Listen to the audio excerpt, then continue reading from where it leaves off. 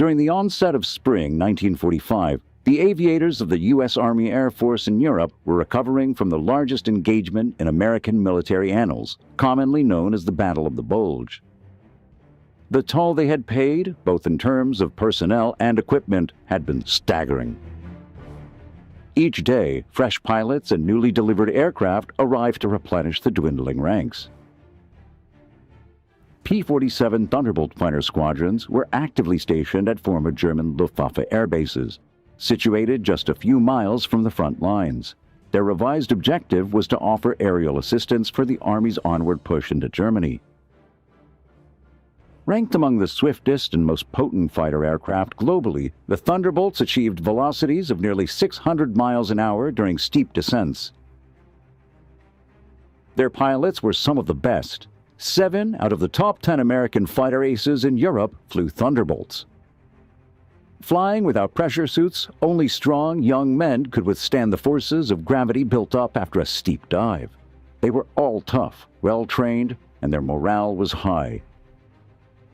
In March 1945, Arthur Davis was a replacement pilot assigned to the 362nd Fighter Group based in eastern France near the German border. They were all about the same age I was, in my early 20s. 23, 24, something like that. And there were very few, a couple guys that were almost 30, and we call them grandfather, that sort of thing. But there were fellows younger than I was. The morale was high. As a matter of fact, I was a little surprised because they have always experienced several casualties over a period of time. And I was a replacement for someone who had been killed in action. And I was expecting something other than that, but the morale was very high. A fighter group consisted of 3 squadrons, each containing 16 planes and 25 pilots.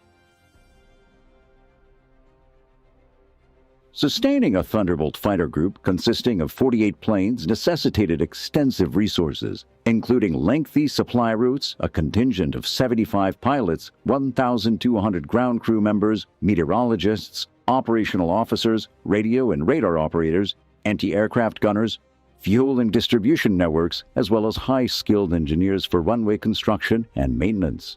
Each plane in the group needed a crew of 25 men just to keep flying. And work went on around the clock.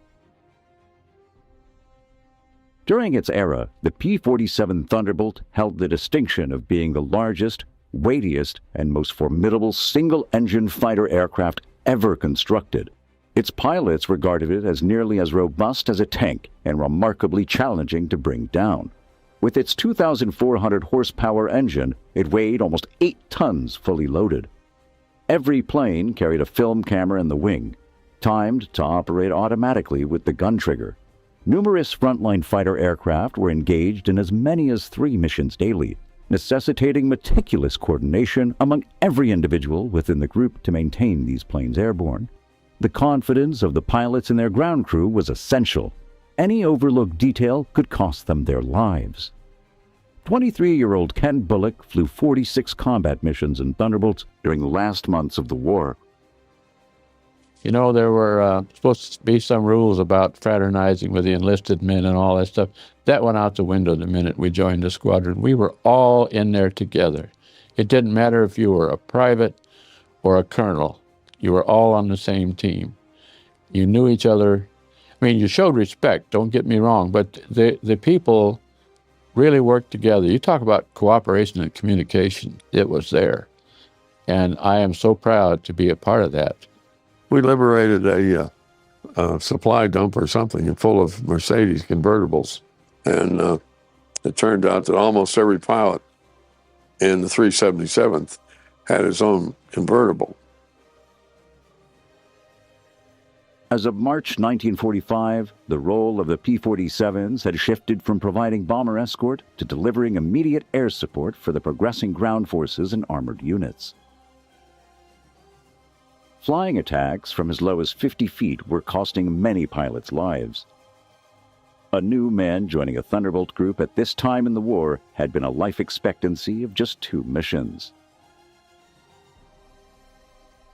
With more than 100 combat missions behind them, some squadron commanding officers had reached the rank of major, many by the age of just 24. In the aerial clash above Germany, they would guide their comrades into the cockpits and down the runway. Nearly 50% of these filmed pilots, encompassing both seasoned veterans and recent replacements, would become casualties a mere 10 weeks later as the war drew to a close. The coming battle would take place over one of the greatest natural defense obstacles in Europe, the Rhine River. No foreign army had crossed the Rhine into Germany in 150 years. The battle would last for 3 weeks.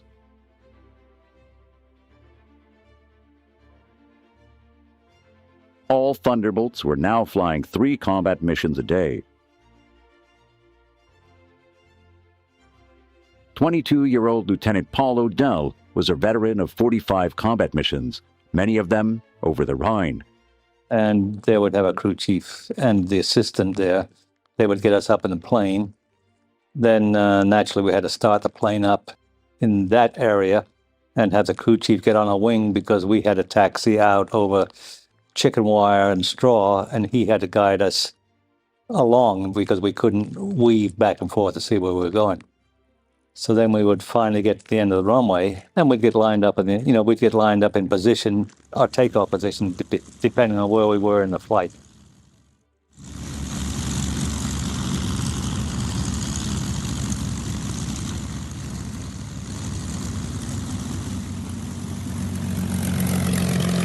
Well, when you're on the flight line, ready to take off, I mean, some things go through your mind.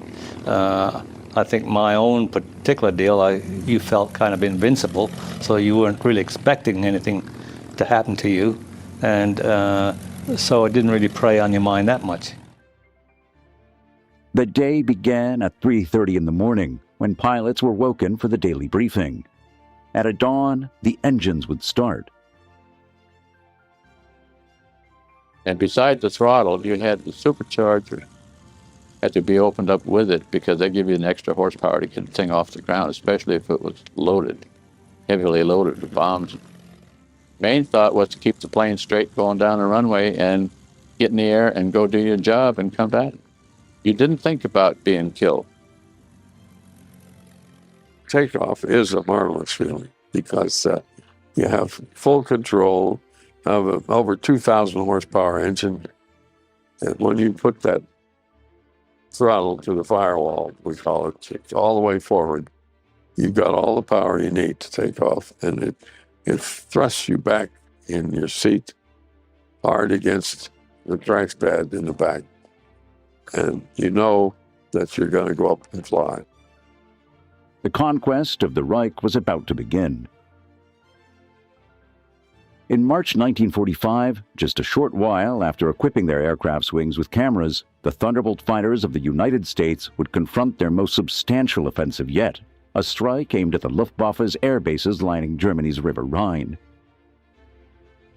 When you had 16 planes, usually there were 3 groups of 4 below, and the top flight was called cover flight.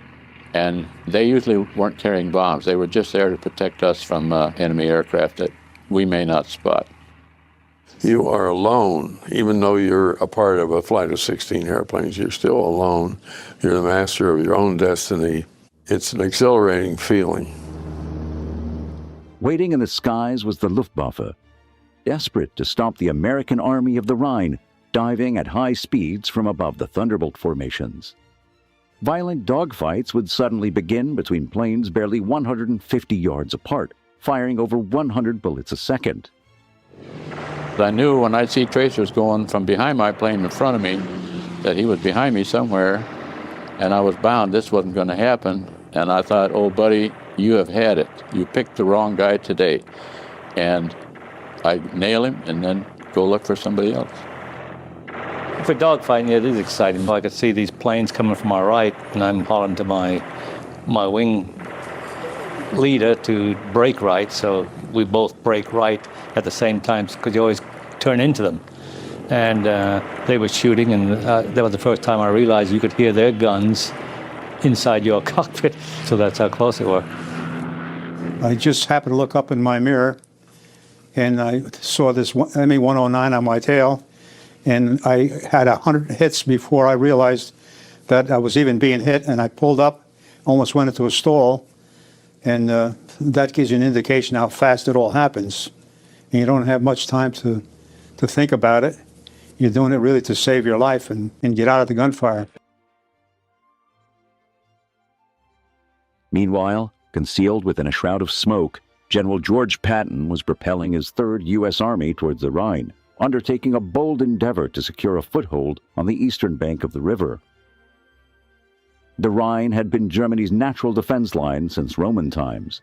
Patton was about to attempt what Caesar had accomplished 2,000 years earlier, but no general since Napoleon. A separate U.S. Army, the 9th, had arrived at the Rhine 3 weeks earlier. Nevertheless, all its attempts to establish a lasting bridgehead across the river had been foiled by resolute Nazi resistance. Patton's plan relied on the fast Thunderbolts, knocking out German resistance ahead of his advancing army. Supporting the Rhine River attack, it got so we would be flying maybe 4-ship missions and going out, many missions. We would take 2, maybe even 3 missions a day where we'd be going out and getting whatever targets we could that would stop us from going across the Rhine. Now, sometimes we'd have a lot of targets, such as a radio station. Other times we would be going to the front line support controllers and attacking targets for them.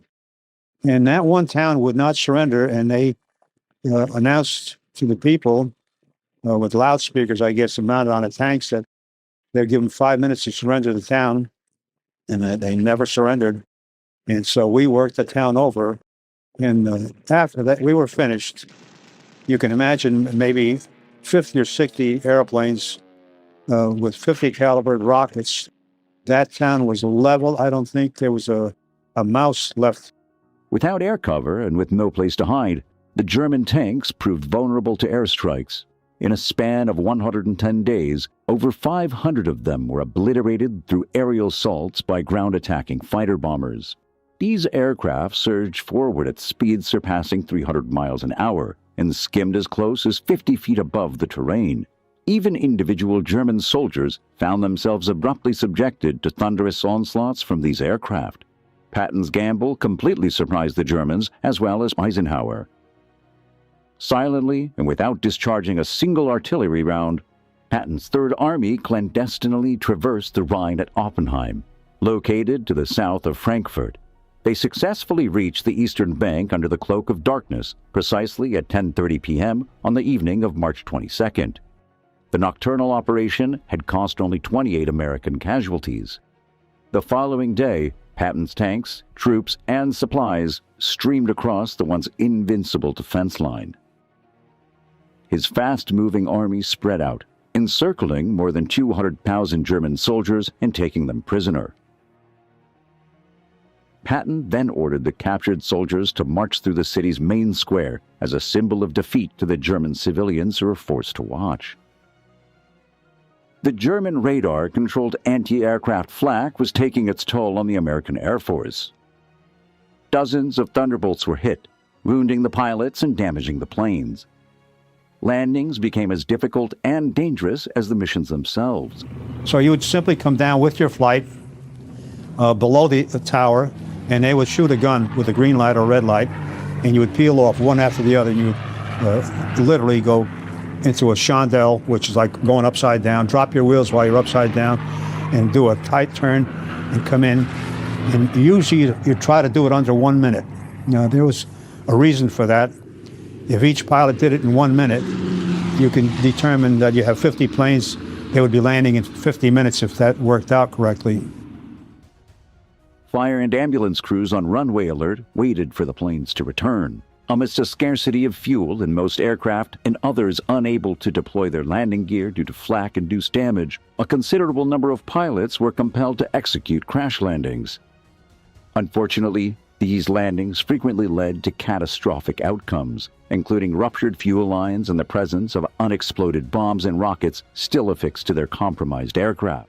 The average life of a fighter pilot was, I believe, about 4 hours as an average. But I think everyone was concerned with the tremendous losses in the pilots. we had an abnormal amount of fatalities. Just analyzing how many pilots we were losing, it wasn't that I gave up hope.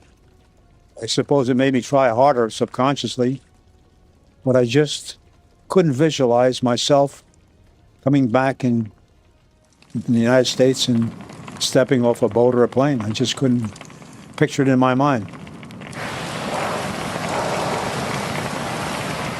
You felt badly when one of your squadron mates got shot down, and particularly if you knew he was killed. I mean, you couldn't really dwell on it because that was it and it was gone. Yeah? I lost some friends, and we would lose 3 or 4 pilots a week, and it seemed like it was always one at a time. At the time, the air battle over the Rhine was the largest operation of the Second World War. On one day alone, March the 24th, Allied pilots flew 12,000 combat missions, more than were flown on D-Day 10 months before.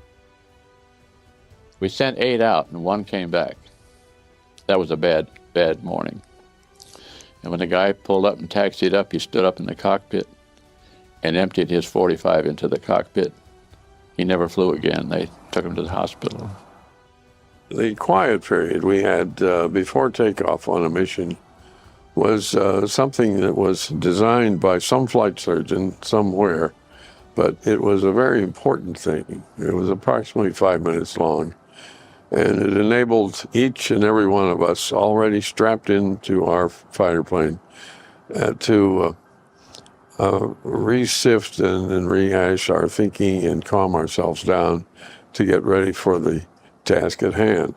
The first time I did it, I thought it was rather foolish. Let's get up and go. That was my attitude. Then after experiencing this quiet time once or twice, I realized how important it was. My whole attitude changed in that 5 minutes. And I imagined that it leaked over into the flight crews, the mechanics, the armorers, the other people, and they felt the same thing. It was sort of a feeling of peace almost that came across. The times that you really didn't feel like you wanted to go on a mission, I suppose, is when they would announce at the briefing that we're going to hit an airdrome today.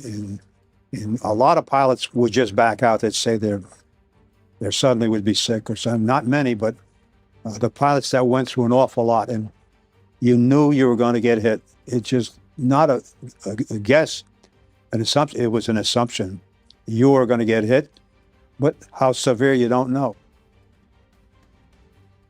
April the 16th would be the darkest day in the German Luftwaffe's history, when they were attacked by the Thunderbolts and their Allied forces.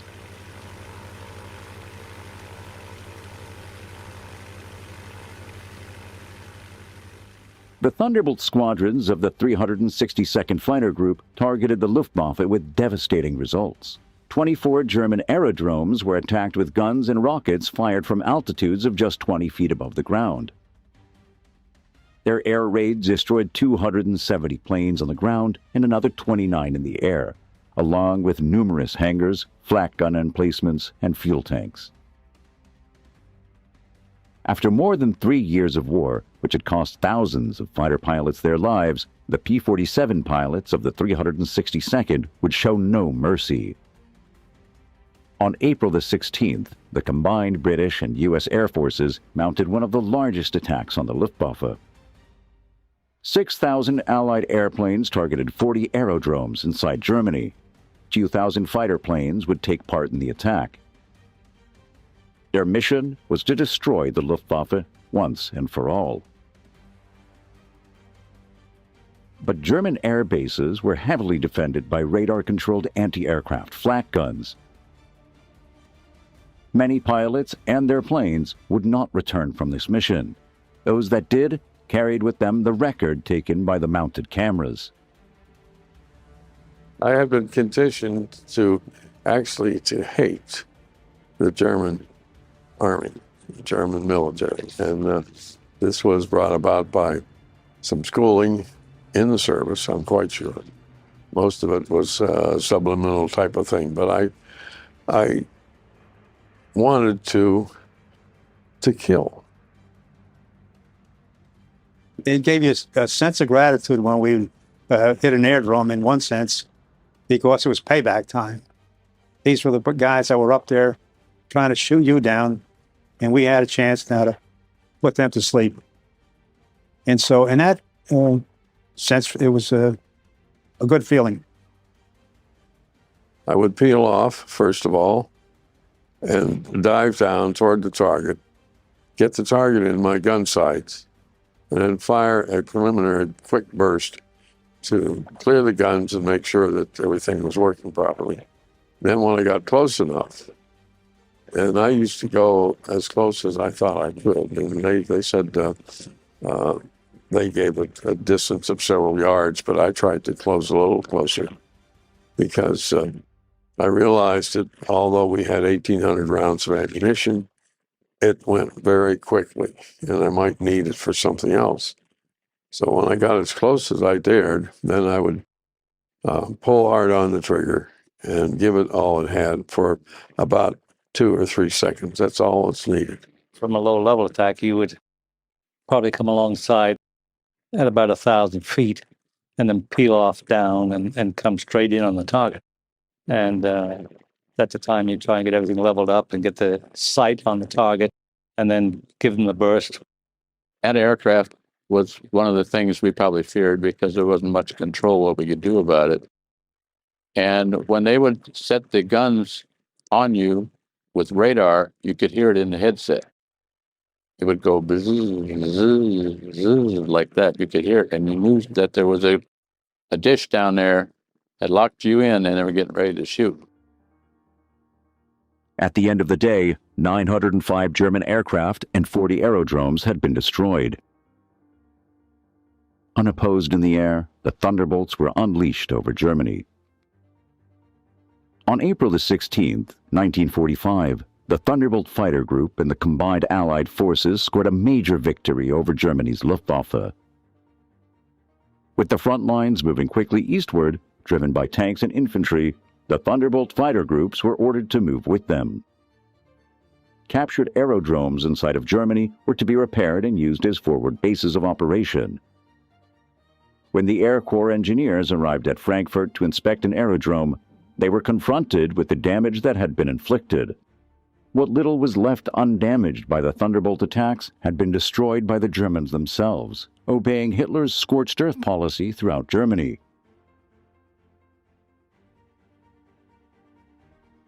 The Fuhrer had vowed that if Allies did overrun the fatherland, they would inherit a wasteland.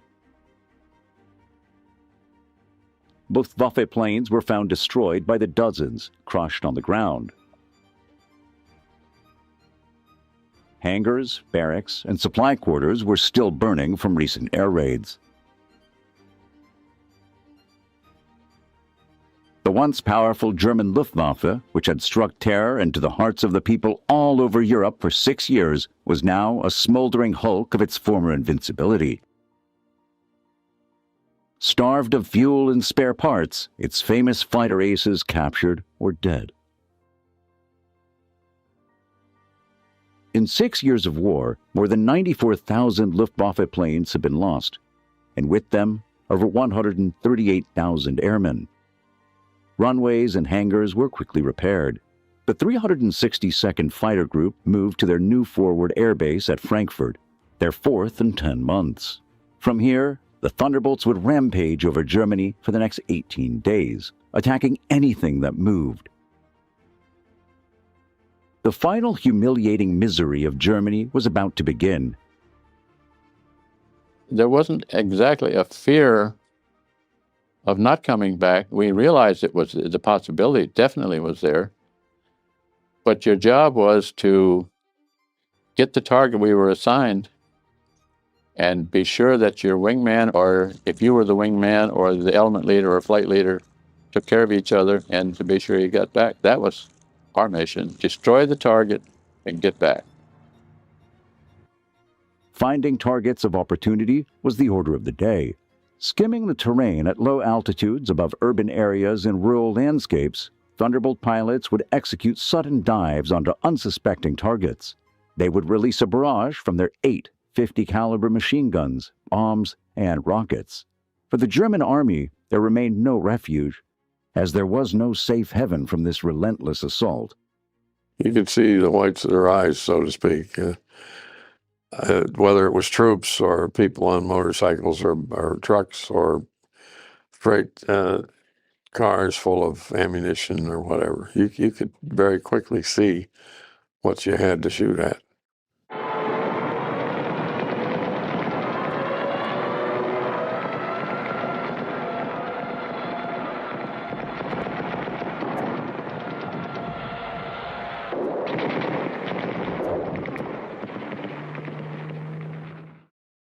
So anytime we saw a train, first guy down got to shoot the engine, the locomotive. You could tell if you got a good hit because all the steam would come up from it and the train would stop.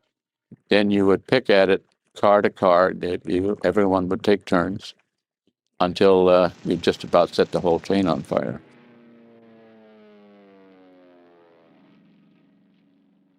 Many of those targets were horse-drawn vehicles being tethered by women. Those wagons were full of ammunition, and you start up your pattern, and it was a repeat pattern. You'd keep making pass after pass, regroup, start passing again, and you'd end up with 20, 30 horse-drawn vehicles splattered all over the road, and you'd watch the horses go flying 20 feet in the air when those 50 caliber bullets hit.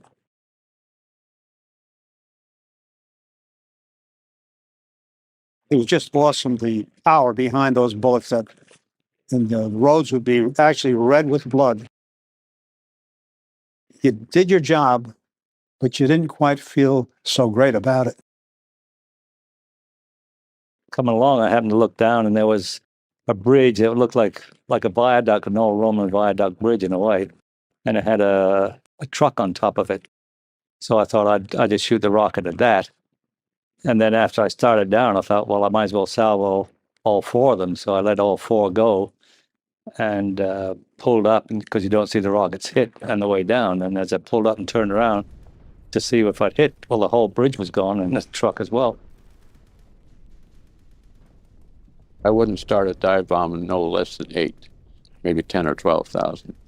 Reason being, you come straight down with the aircraft. You release your bombs while you're in that vertical position. And then when they go, then the main thing you should do is get out. Get out of the way.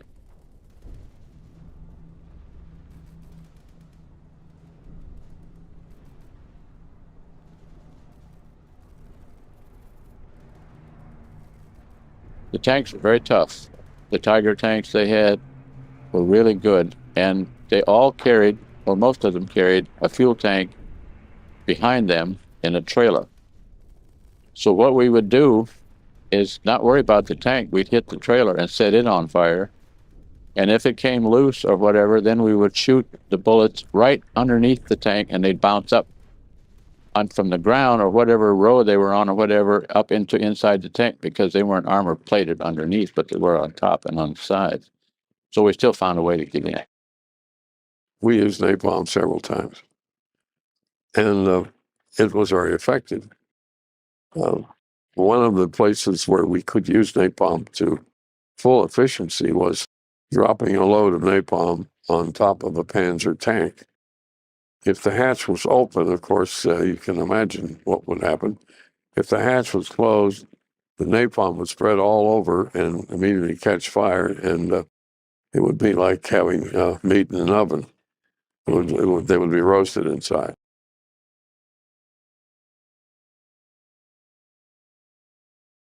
It's like putting the airplane on like you would a jacket when you get in it. You wear the airplane and you become part of it, and you're pushing of the rudder and the throttle and the stick. It's all automatic, just like when you walk. You just one leg ahead of the other one. You don't say, I'm going to push this, I'm going to do that. You just do it. Yeah, we had many times where pilots were missing.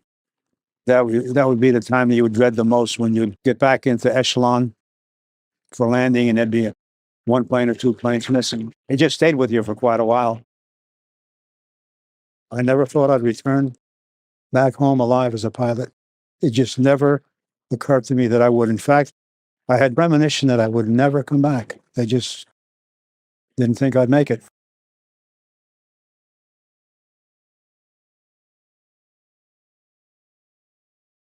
On May the 1st, 1945, the Thunderbolt pilots flew their last combat mission over Germany.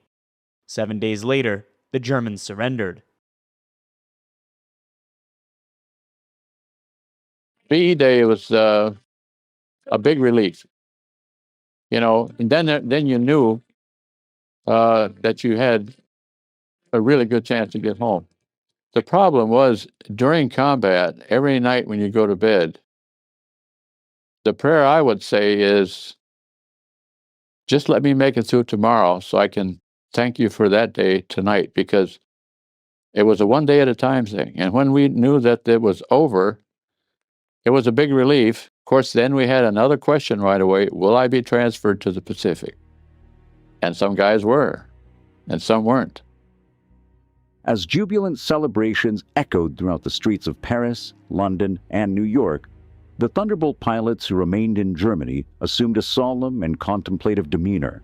They marveled at their survival, yet were profoundly affected by the pervasive death, devastation, and suffering in the midst.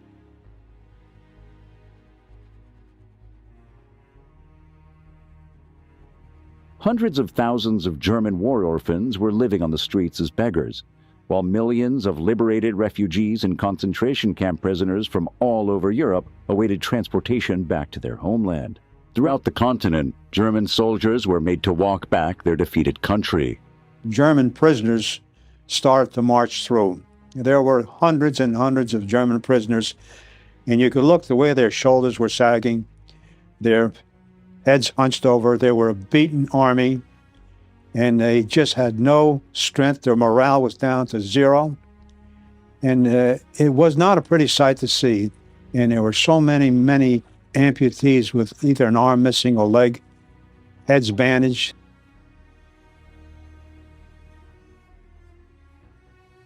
Throughout the war, a fighter pilot never saw the face of his enemy, only the face of the country. The end of the war finally brought them properly face to face, to see for the first time the people they had fought and the damage they had inflicted.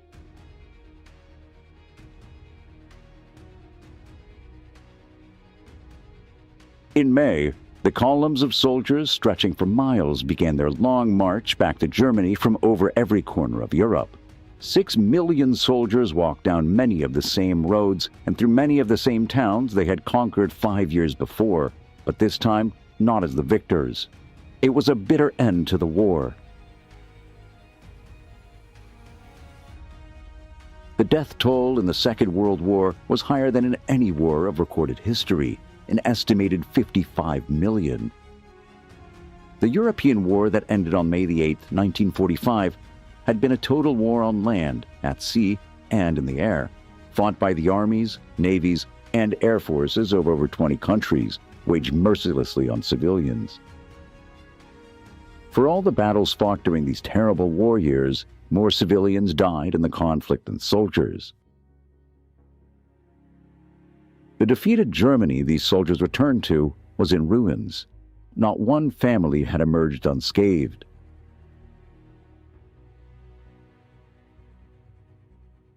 But victory in the air had come at a terrible price. 18,000 U.S. fighter planes and bombers were shot down over Europe, taking the lives of 80,000 pilots and crew.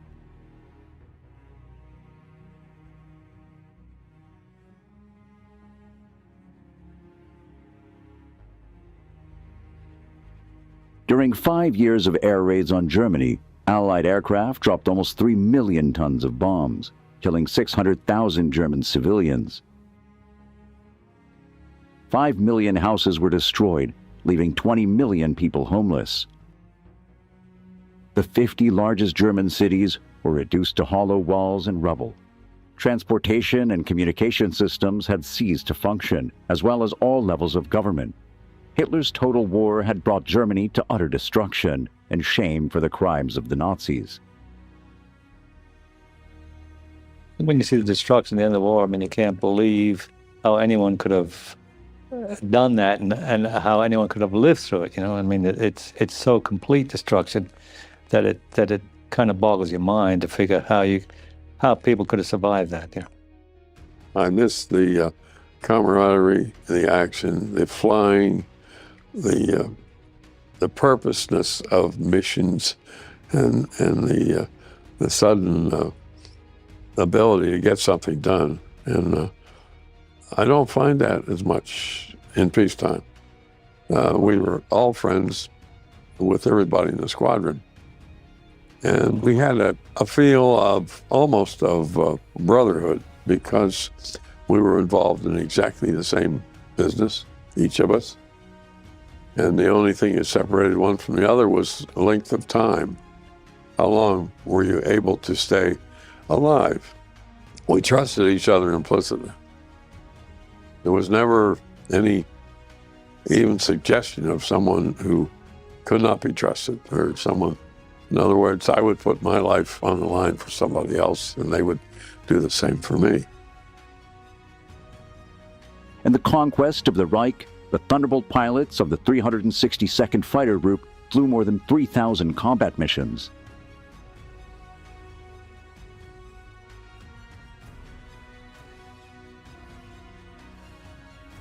For their bravery, the group was awarded a Presidential Unit Citation. But half of their pilots had been killed, captured, or wounded, and 48 Thunderbolts have been destroyed. The remaining planes were scrapped in the following months, with only a handful surviving to this day across the world.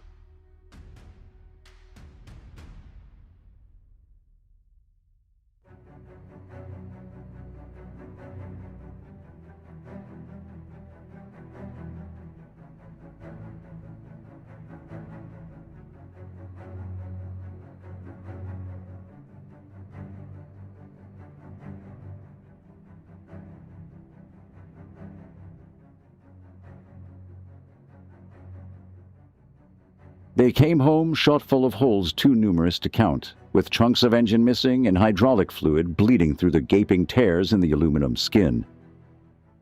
Love them or hate them, nobody's ever questioned the Republic P-47 Thunderbolt's ability to bring a pilot back safely. It absorbed, as I said, a tremendous amount of damage and would still fly. The inline engine wouldn't absorb anything. The radial engine, you know, we had cases of people losing several cylinders and still coming back. They would really take, like I said, really take a beating from being shot up or anything, more than any other aircraft. They were really a tough bird. There was one case when I was waiting for takeoff, and the plane came in and landed, and it had been hit in the engine, and one piston was flipping up and down in the air, and the other piston was gone, and the plane flew in and landed, and the guy pulled off the runway. He didn't taxi it, and he got out. 47 was a great airplane for that. It absorbed tremendous damage and, you know, would still fly. The group commander took it through a tree. Literally, the aircraft went through, the tree was the loser, and the wings didn't come off, but, you know, he just forgot what he was flying and what altitude he was at and went through a pretty large tree. Lots of damage, structural damage on the wings, but the aircraft came home. I don't think that, I know a 51 wouldn't have done it. I don't think a 40 or I don't think a 38 would have done it. So it was that kind of an aircraft. I had dropped my bomb, done my job. I headed home. I get back and I land, and people are running alongside the aircraft pointing at it as I taxied. And I lean out and look, and the whole side is covered with oil. And when I got out, I got a hole a foot big in the engine and 2 cylinders missing. But it ran fine. For 2 critical years, the P-47 Thunderbolt served as the backbone of the U.S. Army Air Force's fighter force, battling on every front in every conceivable climate and terrain. The P-47 played a major role in the defeat of the Luftwaffe in the skies over Europe. Yet since the end of World War II, the P-47 has been overshadowed by the fame and glamour of the Lockheed P-38 and North American P-51 Mustang.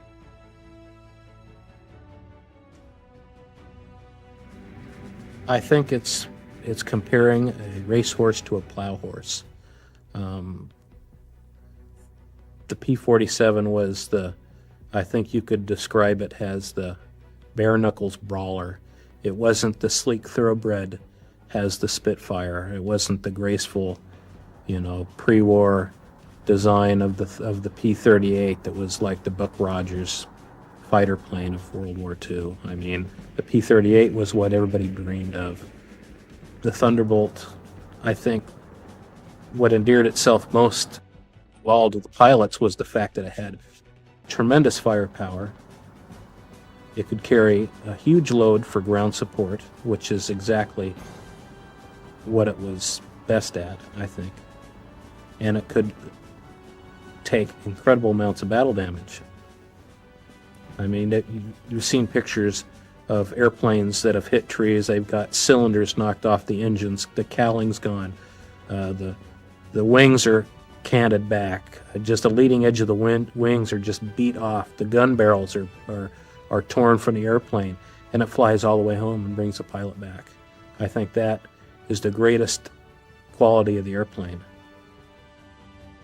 By war's end, over 15,600 P-47s had been produced, more than any other American aircraft, save the consolidated B-24 Liberator. Even today, the P-47 Thunderbolt inspires intense emotions amongst the pilots assigned to fly it. After sharing the air with the 47, a pilot either came back a devoted converse or appalled that the Republic ever designed such a monstrous fighter. When I took my training, I took it at Bradley Field in Connecticut, and there were P-40 pilots that were there, and they didn't fly with you, and all they did was check you out, and they weren't really too enthused with the P-47.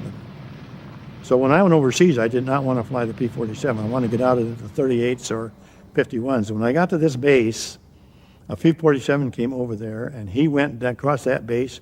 He pulled up and did one roll, and we just were in awe, My God, that thing will fly. And I went from 1 inch tall to 10 foot tall.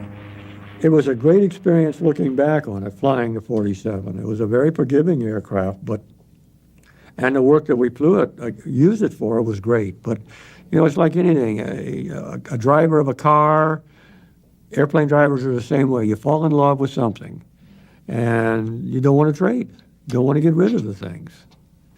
And, we weren't smart enough to know that, well, it's probably going to save their life many more times than the 38 might, because it's not as vulnerable as an inline engine aircraft. There's a 40, 51, or 38, but it still was not my first love by any means.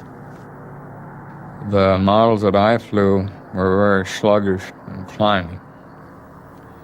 In fact, I didn't consider it very good until you got to higher altitude, where your supercharged engine was a big advantage. I think a fighter pilot would probably live longer in a P-47 than any other fighter. It's more rugged by far than any other fighter. And we only had them for a short time. They gave us our P-40s, or we were flying P-40s at the time, all the time that we were transitioning into the 47s, and they just decided to take the P-47s away and let us continue with the P-40s. And I think we were all happy about that. Love or hate the P-47, everyone agreed on one thing. It was the toughest fighter ever built. Practically everyone who flew the Thunderbolt has a story to tell about its legendary durability. They speak of holes hacked out of the wing by light flak that were so big ground crewmen posed with their heads poking through them.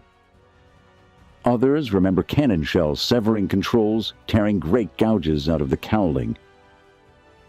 They remember the thumping of the bullets as they slammed into the armor plating behind their seat. And they remember thanking God and Republic for building the P-47 like a brick outhouse. Tough enough to handle the dirtiest of dirty work and built to survive a Kansas tornado.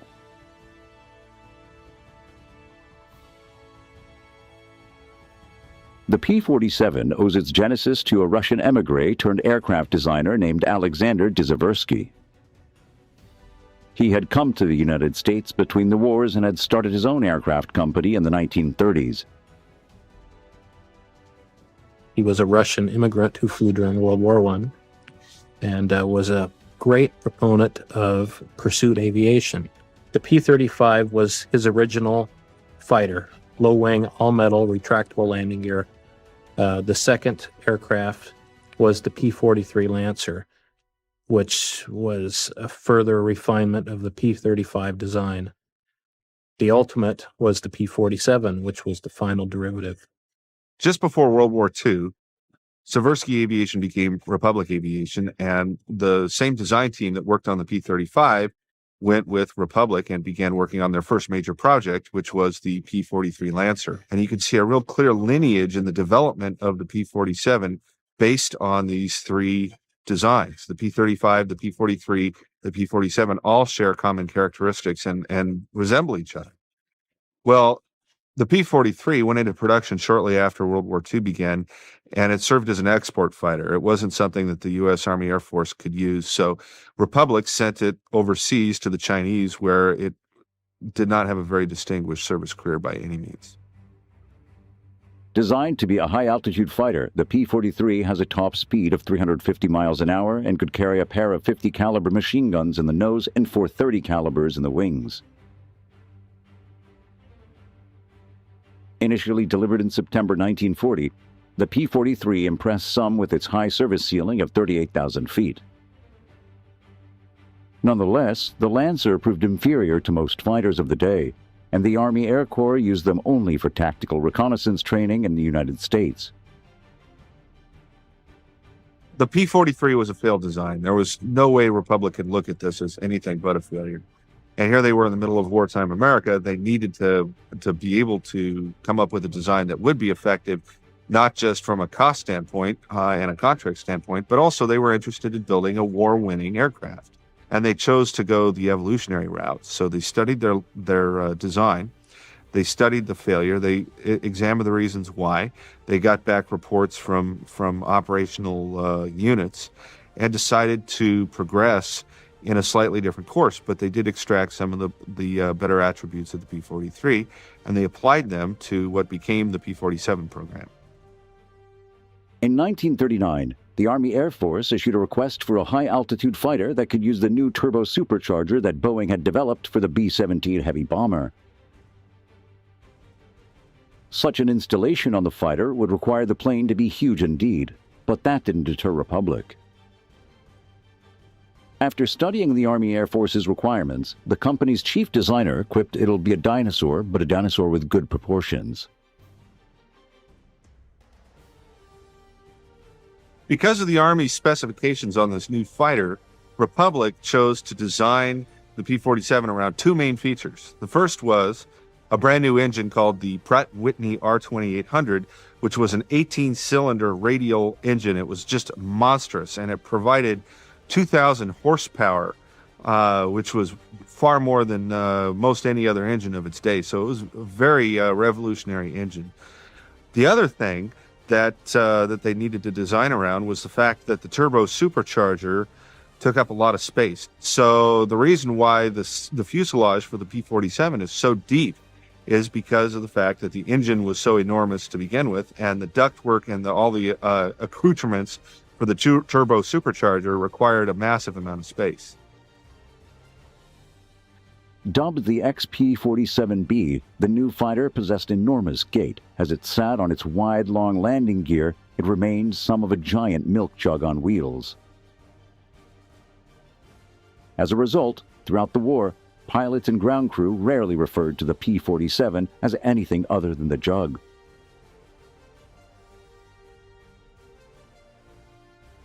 In June of 1940, this is a year and a half before the war starts, the U.S. Army Air Corps places an order for 773 P-47s with Republic. And this $56 million contract is really a rich plum for Republic to get. But it represents quite a risk on the part of the Air Corps with the slender resources that are available at the time. Not only was it risky, but it was a leap of faith that Republic could actually deliver.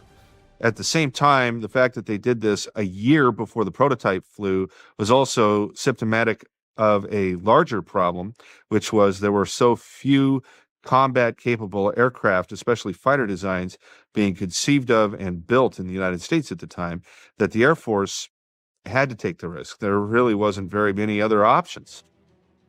Republic's early test flights of the prototype revealed tremendous potential and more than justified the Army's leap of faith.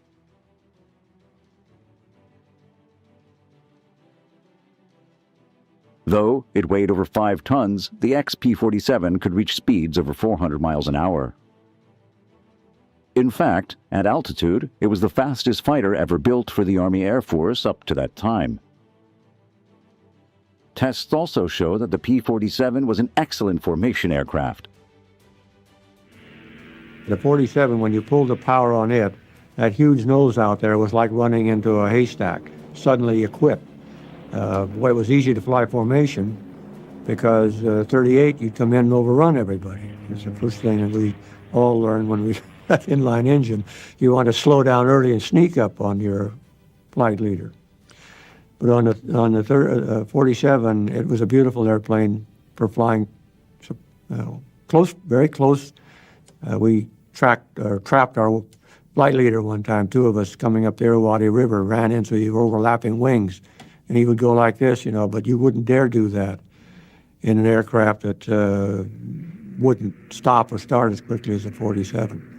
In close formation, you're leading on, 3 guys are flying on another guy. They're not taking their eyes off of it. And they're flying on him all the time.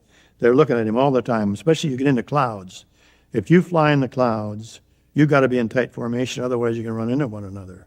And you have a mission. We had a mission one time, I think it was a 5-hour mission. We were probably 4 hours in the clouds.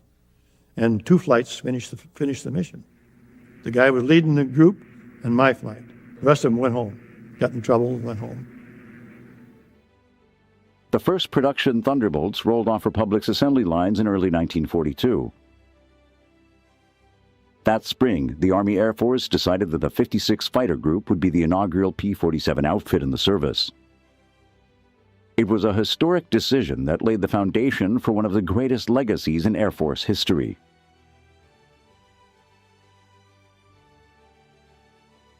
With its P-47 Thunderbolts, the 56 Fighter Group, by war's end, become one of the highest-scoring outfits in history.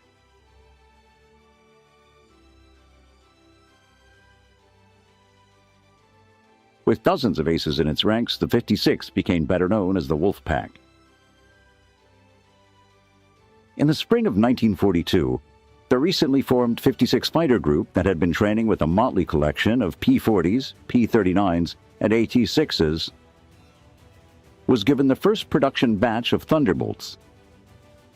Known as Zemke's Wolfpack, after the commander's hub Zemke, the 56 Fighter Group would fly P-47s for 3 years straight, while building up a combat history that has become legendary since the war. Hub Zemke was one of those rare pilots who possessed a very interesting blend of talents. One of the things that he is remembered for is his uncanny marksmanship. He was a great shot. He was also a great aviator. He was a tremendous pilot, had phenomenal talent there. But what really makes him stand out and gives him kind of a uniqueness not found in other aces is the fact that he was a great leader of men as well. He could inspire and lead like few men of World War II. And because of that, and plus his other talents in the air, those combined really made him one of the great combat air leaders of World War II. 56 had most of the aces most of the time. And 56 wound up with the highest air-to-air victories of any group over in the 8th Air Force, and I think any group in the war. And they were second for total aircraft destroyed, but they were first in air-to-air combat. I was assigned to the 63rd Squadron, which was Comstock Squadron. In fact, there was 4 of us got there. There's 4 or 5, and we all finished our tours. And none of us were shot down. I bailed out once, and the other kids may have gotten wounded, but no, we all finished our tours. And that was really pretty good. In 1942, while still training in the States, the Wolfpack received the first P-47s. The unit's pilots soon discovered the new plane could be a handful. With some dangerous characteristics, the Thunderbolt could kill unsuspecting or inexperienced pilots with frightening frequency. You got going real fast and you approached the speed of sound, the plane started tucking. What do you do when it tucks straight down? And of course, the minute you start feeling that you pull the power off. And usually by the time you've changed the air a little bit, it'll start coming out and you're all right. I don't know of anyone, there were a couple cases where people did not get the power off fast enough and they went right straight into the ground. The 56 Fighter Group suffered many accidents in the course of working up with the P-47 in 1942. The reason for these accidents are pretty varied, but basically the bottom line was this.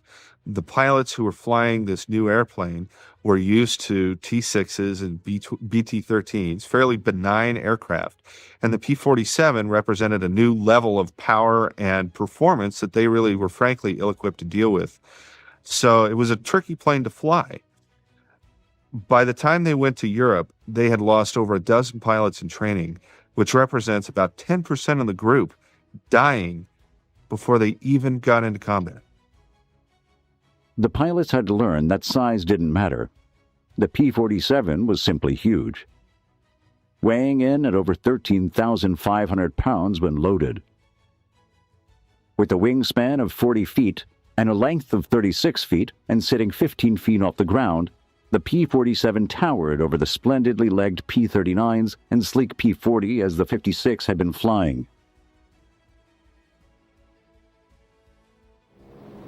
The P-47 was probably what was the heaviest fighter that they built. It weighed 14,000 pounds loaded when you were going to take off in combat. Despite its size at high altitude, the men of the 56 discovered their new fighter could outperform every other American aircraft, Army, Air Force, or Navy of its day.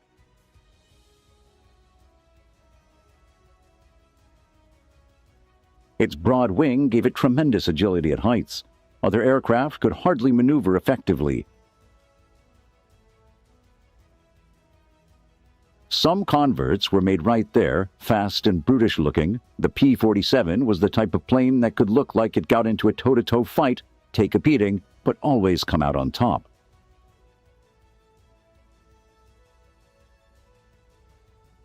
And it could dish out far deadlier punishment than any other World War II fighter with 850 caliber machine guns. The Thunderbolt's firepower was truly awesome.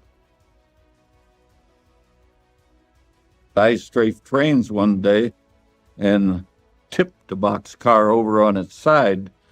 Not exploded, just tipped it over from the impact. So tremendous firepower on those 850. Pratt Gross, a 354th Fighter Group Mustang ace, recalls being the receiving end of a P-47 attack when he was mistaken for an ME-109. P-47s coming in had thought they had two 109, and so they picking me off. They shot my canopy off. It was gone. My plane did a snap roll, was involuntary. And so I was still alive, so I did a spin. I went into a spin. I did a recovery and pulled out, and here came the P-47s again, and I rocked my wing frantically, and this guy pulls up alongside of me and goes, "Oh!" and takes off and leaves me there. And I didn't know how badly my plane had been hit. The radio worked, the controls worked. I came back, and the plane had almost 100 holes in it. Some entry, some leaving, but it was like a sieve. With terrific firepower, excellent high-altitude performance, and an airframe built to withstand massive amounts of damage, the men of the 56 Fighter Group gradually grew to love their P-47 Thunderbolts. By the time the group deployed to New England to join the 8th Air Force in early 1943, its pilots were some of the fiercest P-47 advocates in the Army Air Force.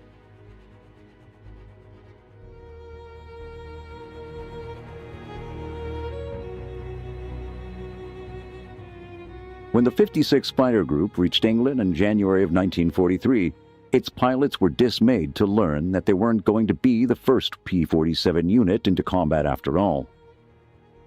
As it turned out, the 4th Fighter Group beat them to the punch. Formed from the famous Eagle Squadron the previous year, the 4th Fighter Group converted to Thunderbolts just a few days before the 56 arrived in England.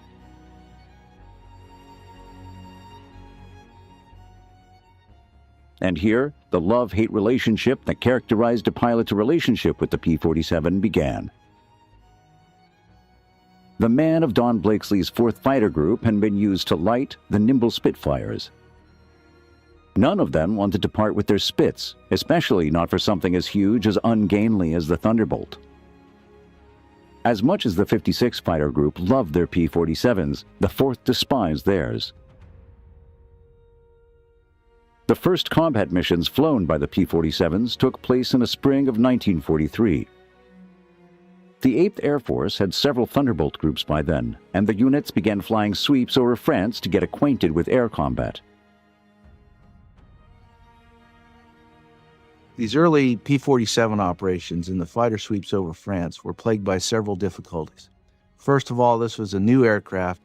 It had its fair share of mechanical problems that had to be worked out. Secondly, the American pilots were simply green and inexperienced at this point in the war. And lastly, and probably most significantly, they were up against some of the best German fighter pilots at the time, and therefore some of the best in the world. And they were flying FW-190As and Messerschmitt 109Gs, some of the best fighter aircraft in the world at the time. Then, on April 15th, Tax Day, Uncle Sam finally received payback for all the money invested in the P-47. A squadron from the 4th Fighter Group, while on patrol over France, caught 2 FW-190s in the air and shot them both down. Those would be the only victories the Thunderbolt would have for quite some time. In the first 2 months of combat operations, the 3 P-47 groups flew 2,279 sorties, resulting in 10 German planes claimed as destroyed. In return, 18 47s had been lost. Both the enemy fire and catastrophic engine failure, and the 56, which had been the biggest supporter of the Thunderbolt, had yet to get its first victory.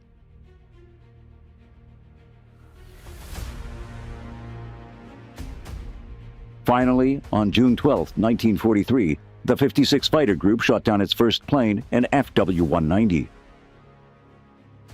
That seemed to break the pilot's bad luck.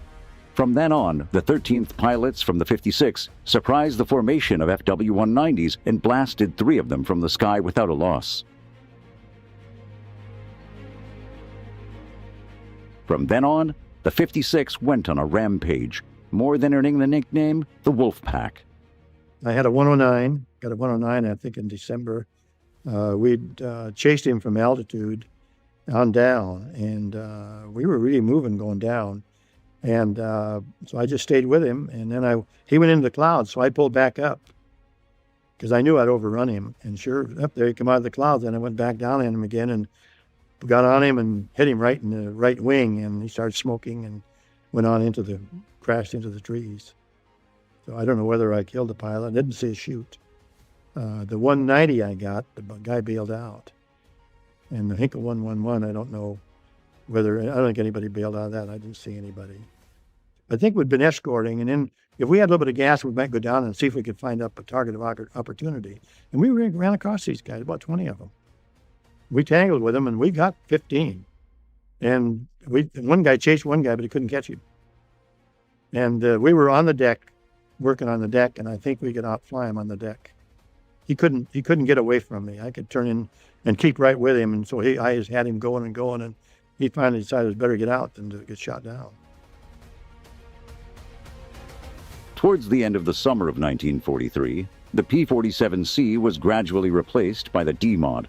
Initially, little distinguished the two versions. Prior to the fall of 1943, the P-47, including the D version, had really not proven itself to be effective as an escort fighter for the 8th Air Force. And the major problem was that they had this fuel-guzzling engine, and it limited their range so that they were unable to provide cover for the bombers into the main targets inside Germany. And this problem really isn't resolved until the P-47 D-15 model arrives in England. And this model has the ability to put wing tanks underneath each of the wings. Each of those wing tanks is 108 gallons. And that gives the P-47 D-15 the extra range it needs to begin to be effective as an escort fighter for the heavy bomber force.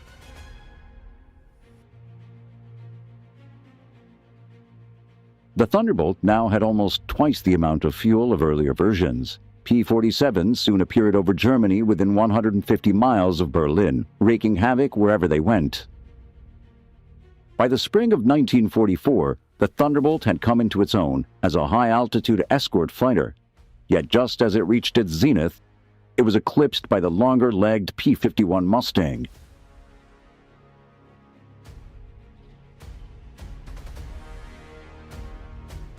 As more P-51 Mustangs flooded in England, the Thunderbolts rapidly disappeared from the 8th Air Force inventory until just the 56 Fighter Group continued to fly them.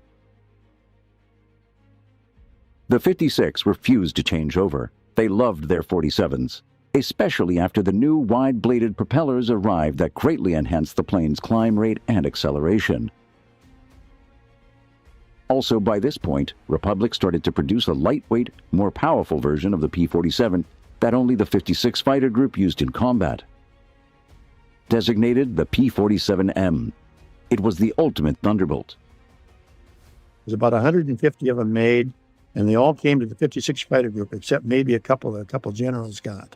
Actually, it was the best propeller plane that was actually in the war. And I think it was clocked at the fast, I think about 470 or 480. I think the 351 is about 460. It was supposed to be and we were the fastest, actually it was the fastest plane that they had. The P-47M also came with a dramatically increased range, thanks to the advent of larger capacity external fuel tanks. This was the ultimate version of the Thunderbolt in Europe, and was finally able to stay with the bombers all the way through Berlin and back. You just cruise back and forth. If you're top cover, you just kind of weave back and forth. Or if you were maybe at the target, you'd go over the target and you just kind of weave back and forth over the target until all the bombers left, and then you'd go back. Usually you'd either have duty of taking them in, you'd pick them up at a certain point, you'd take them to a certain point, then another group would relieve you.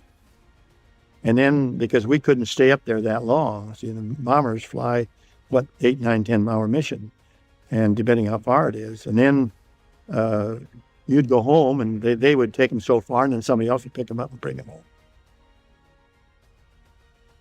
Even in the war's waning months, the P-47 proved to be a formidable air-to-air adversary and continued to rack up an impressive toll against the Luftwaffe's best and latest fighters.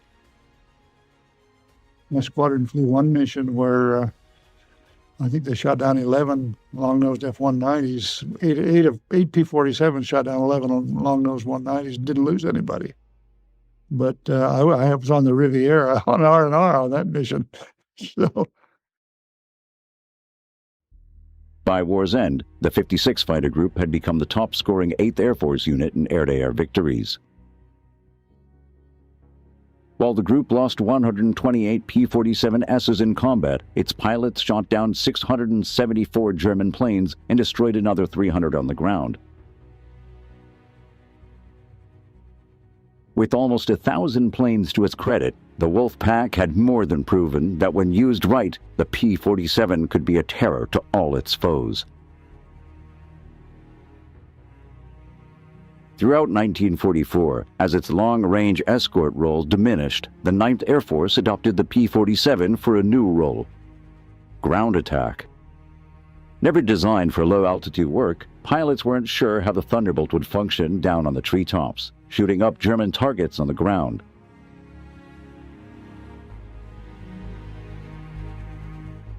Though it didn't perform as well on the deck as it did at 25,000 feet, the P-47 soon more than proved its worth in the new role. In fact, by war's end, it had compiled a record so remarkable that it easily became the best American fighter bomber of the war. Among its many contributions was as the premier American ground support machine. This was the close air support fighter par excellence in the Normandy campaign. In fact, Saving Private Ryan, I thought, was an excellent movie. But at the end, where the tank busters arrived and saved the day, they're P-51 Mustangs. It would have been, I think, more accurate and more representative of what actually happened to have those be P-47 Thunderbolts doing the ground support mission. Because the P-47 was a true ground support star, whereas the P-51, yes, it did those missions, but that wasn't its major contribution. On the deck, the 47's ruggedness was its greatest asset. Many of the Thunderbolt pilots survived the holocaust of flak and machine gun fire thanks to the sheer toughness of its plane's hide. I was the number 4 pilot, being the youngest, or the newest, I should say, and tooling along, and suddenly the field out in front just lit up like a Christmas tree. I took something in the right wing that blew off every shell I had out there. I had not fired a round at that time, but it had to have been of incendiary nature because there wasn't any ammunition left when it was all over. It blew the gun tray lid on the 4 guns out in the right wing up about that high. And, of course, holes all over the thing. Headed for home, decided the damn thing was flying and I would stay with it. Let down then, probably about 20, 30 miles from home, put the wheels down way out. Everything worked fine, except that the stall speed was all screwed up.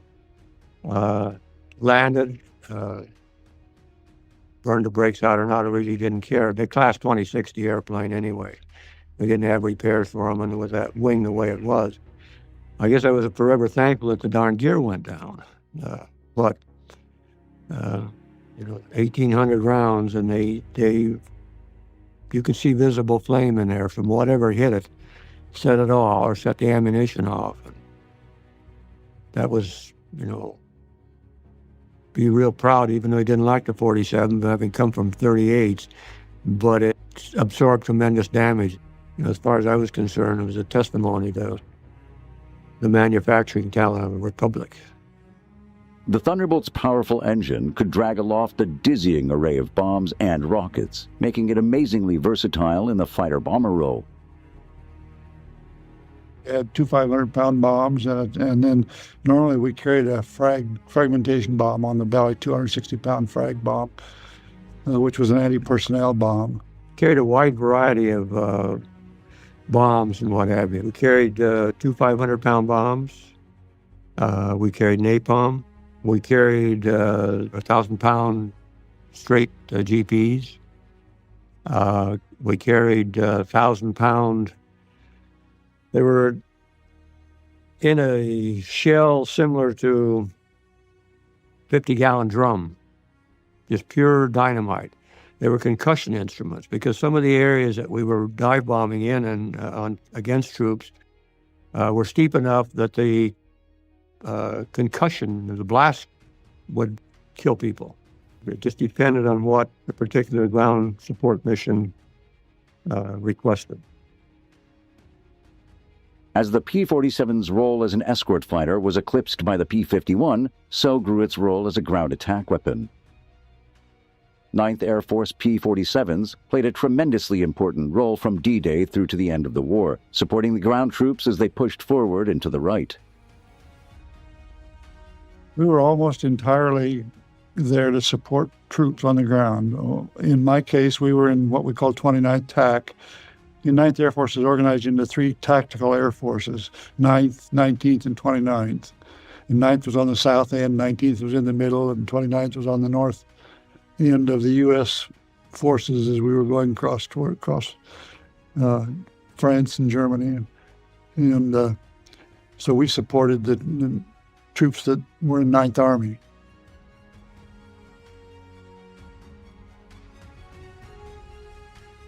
we would go out and they'd say armed reconnaissance. And what that meant essentially was if you see anything moving, go hit it. Because by that time in the war, the Germans, there were no civilian vehicles moving in Germany. They were all related to the military in some way, even though horse-drawn and all that was usually carrying ammunition or food or something for the troops. And anything from a single staff car to a convoy of trucks would be a target if it was moving and we were there.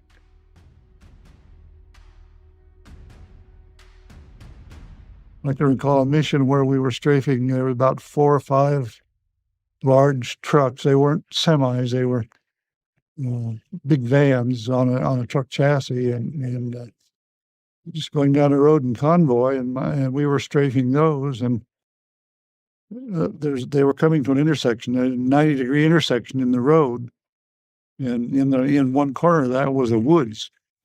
And as my flight commander was pulling off the target, he just happened to look down the woods. He said, "Hey, that woods is full of airplanes." So next time around, he made a pass on the woods, strafing. And we hadn't had a shot fired at us till then, and then the whole sky lit up. And he got 104 or 5 holes in the squadron commander's airplane in the process. Lost a cylinder off his engine, and lost his radio. I was flying his wing. He hollered at us, "Don't come in," and none of the rest of us did. So he's the only one that got hit. But he got it home with 104 holes in the airplane and 1 cylinder missing off the engine, and so on. Then the next day they went back out and bombed the airfield itself and knocked it out. Tanks were flying targets for the rolling bands of Thunderbolt pilots. During the Battle of the Bulge, the P-47 squadrons helped blunt the German attacks on those few days when the weather cleared enough to get the planes aloft. Target ended up being, it was 5, might have been 6 Tiger tanks that were parked in an open field with snow on the ground. So they were probably very visible, parked in an open field. And I think probably because of the fuel situation, the Germans had no fuel. They were out of fuel. And they had parked them there and lined them up and were using them as artillery. But those were our targets. And the guy, it's a kind of a story in my group, or in my squadron. I just saw the guy yesterday. Dropped a 500-pound bomb right down the open hatch of a Tiger tank. It just happened to go right in the hatch. During the crossing of the line, the 9th Air Force's P-47s once more played a key role in the overall operation. Thousands of Allied aircraft poured over the White's western frontier, suppressing flat batteries, wiping out tanks, trucks, and infantry units with gasoline effectiveness. Yet the Germans, with all their proficiency, were able to strike back with desperate intensity. We went up there with bombs and guns and waited to be hollered at for a target, or something like that. We watched the paratroopers go in. The Germans actually, when the paratroopers went across, I don't know how high they were, but I would guess 5,000 or 6,000 feet. The Germans actually lowered the 88s, the anti-aircraft 88s, and fired so that the shells broke amongst the parachutes. After the guys were out of the airplane, their chutes were open. And it was pretty bad. You could just see that. And the gliders came in, they were getting hit too. But, and while we were doing that, waiting for a target to be called, we had a squadron of British Lancasters come overhead and open their bomb bay doors and start dropping bombs just almost through our formation. There was a lot going on that wasn't all coordinated as well as it could have been. Nobody got hit or hurt, so we were okay. By war's end, Thunderbolt units had destroyed more targets than any other British or American fighter bomber. Tens of thousands of trucks, hundreds of tanks, thousands of aircraft, troops, and tons of supply went in flames as a result of marauding P-47 attacks. No other aircraft pack as devastating a punch, and nothing in the air could take the amount of ground fire and get its pilot home as could the beloved P-47.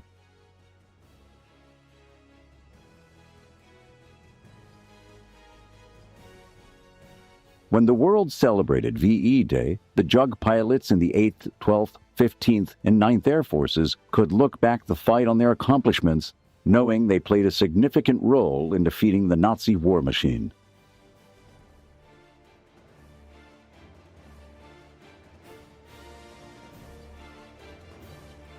While the P-47 played an integral role in the war in Europe, Thunderbolts had less success in the Pacific theater until very late in the war.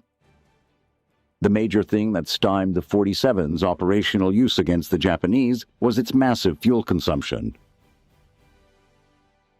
What really shook us up when we were getting P-47s in New Guinea was the way that thing consumed gasoline. Fuel consumption was enormous, compared to a P-40. The P-47 represented a lot of challenges to the guys in the 5th Air Force, one of which was the fact that it consumed fuel at such a rapid rate. But when the 348th Fighter Group arrived in the Southwest Pacific, its commanding officer, Neil Kirby, became one of the advocates for the Thunderbolt. And he went all over to different fighter units in the 5th Air Force to try to convince, he was almost evangelical about it, to try to convince the other fighter leaders that this was a terrific aircraft type. He was met by stiff resistance, but eventually there were several Thunderbolt groups that were deployed into the Southwest Pacific, and they gradually figured out ways to work around the fuel consumption issues. Half a world away, Claire Chennault's 14th Air Force in China was offered the P-47. Chennault, with his crippling fuel shortage, was not impressed. He took the 47, they ferried him across to China. And when Chennault found out the kind of fuel consumption the 47 had, he kicked him out of there in one big hurry. Just couldn't afford that kind of a drain on his limited fuel supplies. Though the P-47 never saw widespread use in China, it turned out to be an excellent fighter bomber for Burma.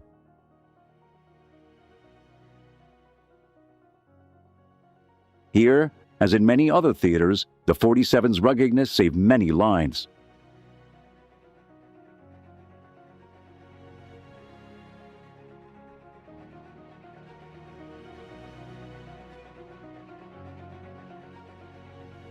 Meanwhile, as the front moved closer to Japan and the Central Pacific, the P-47 squadrons of the 7th Air Force were in the vanguard of the advance.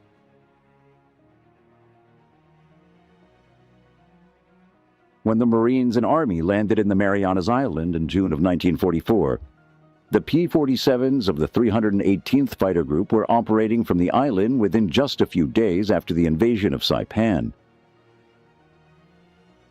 Getting to Saipan, however, proved to be a great challenge, unable to ferry them in from any forward Central Pacific air bases.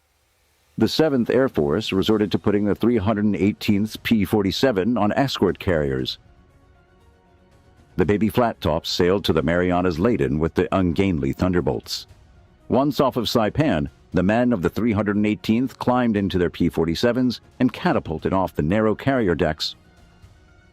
Miraculously, not a single P-47 was lost during the operation, and the 318th was soon operating in support of the ground troops from Isley Field on Saipan.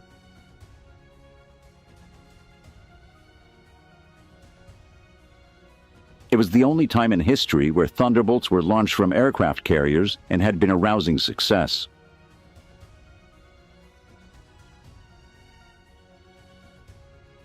At war's end, the 7th, 13th, and 5th Air Force's P-47 groups were marshaled around Ishima and Okinawa. Preparation for the invasion of Japan flying ground attack, combat air patrol, and long-range escort engines right up to the Japanese surrender, the Pacific Thunderbolts were given a solid, if unspectacular, account of themselves.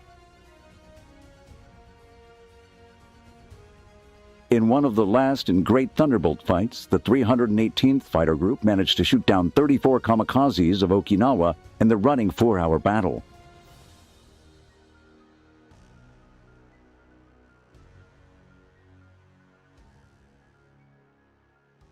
The last major production variant of the P-47 was the N model, and about 1,800 were built, and Republic Aviation had designed them specifically to overcome the vast distances involved in the Pacific War.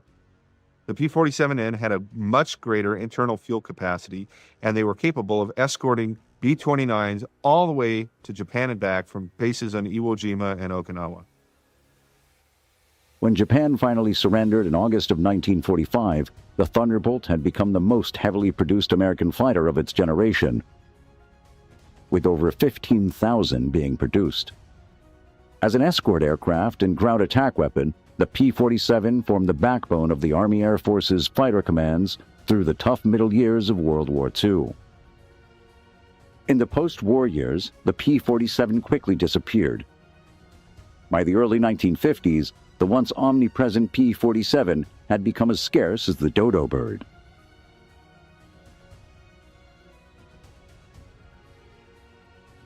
As the war faded into memory, the Thunderbolt and its accomplishments were steadily obscured by the P-51 Mustang. For 55 years, the P-47 has lived in the P-51's shadow. In reality, no other fighter contributed more to victory than the Thunderbolt. It did the dirty work, the trying ground attack and close air support missions that held no glory, but saved the lives of countless GIs in the process.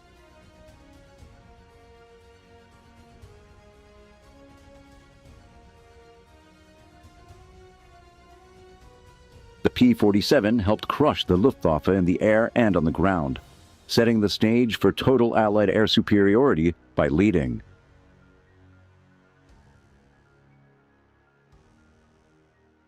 Workhorse. Loved by some, despised by others, the P-47 ranks as one of the greatest aerial weapons to have ever existed during World War II.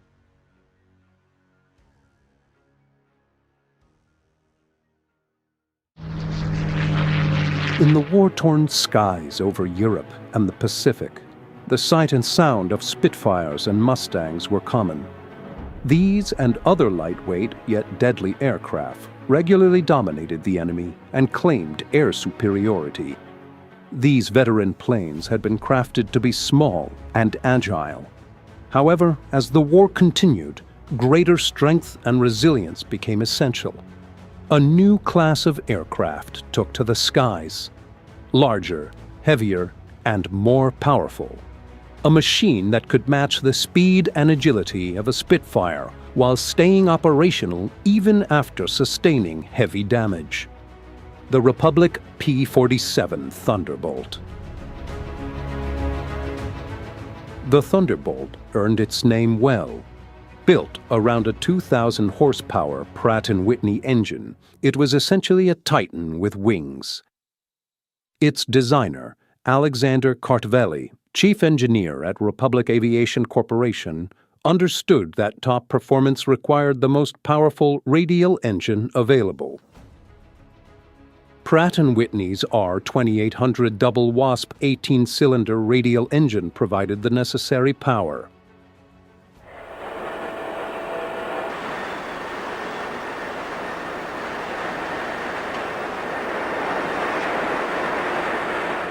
With power as a priority, Kartveli incorporated a turbo-supercharger beneath the rear fuselage.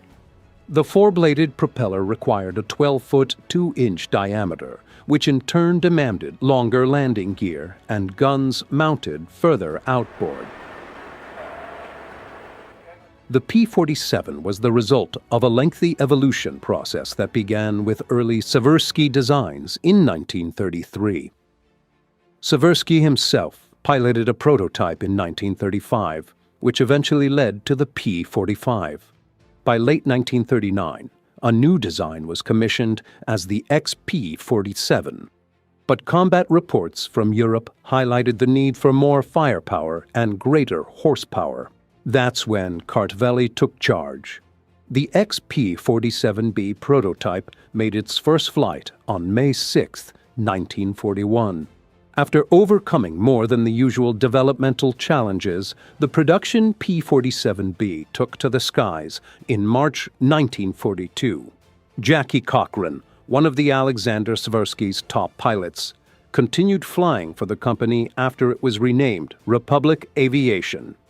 In 1937, when most Army pursuit planes struggled to exceed 200 miles per hour, Cochrane set a record with a speed of 304 miles per hour at the National Air Show. With Jackie Cochrane consistently winning trophies for the Seversky Corporation, the company gained widespread recognition. Seversky himself had also competed, but withdrew after an accident ended his racing career. A design modification moved the engine forward by 8 inches to improve stability, resulting in the designation P-47C. By early 1943, production transitioned to the P-47D, featuring an upgraded engine, improved turbo and intercooler installation, enhanced armor, greater ammunition and weapon capacity, and a bubble canopy. Further refinements included an extended dorsal fin. Production was now accelerating, with 3 factories manufacturing P-47s, the main plant at Farmingdale, a new facility in Evansville, Indiana, and the Curtiss-Wright Company, whose aircraft were designated P-47G. Although the P-47's designers accounted for nearly everything, occasional equipment failures required creative solutions. When landing gear became stubborn on approach, pilots often used a practical and effective wing wiggle maneuver. As the P-47's popularity and success grew, so did its design enhancements. The D-series saw improvements like a universal wing capable of carrying fuel tanks, bombs, or rockets, a reinforced belly attachment for heavier payloads, and broad paddle blade propellers for better performance. In total, 12,602 of these models were produced, more than any other aircraft subtype. When the P-47s entered the fray, the Luftwaffe was inflicting significant damage across Europe. The versatile and lethal Thunderbolts were shipped to Europe in large numbers, and their success, along with that of their pilots, was quickly recognized across all combat theaters. The savage and unrelenting battles waged by the Luftwaffe against the Allies were soon met with equal force by the powerful and efficient Thunderbolts. The tide of destruction sweeping through Europe was met head-on. The first operational sortie over France occurred on April 8, 1943.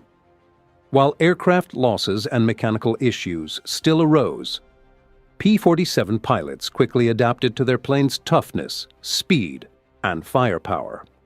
With the development of extended fuel tanks, pilots took full advantage of the aircraft's increasing range, and over time, tactics were refined to exploit its superior speed.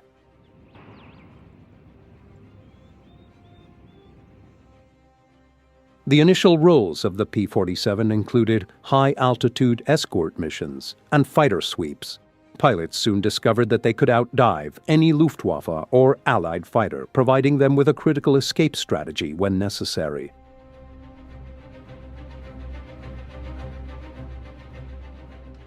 When the Thunderbolts made their European debut, radial engine single-seat fighters were still a rarity.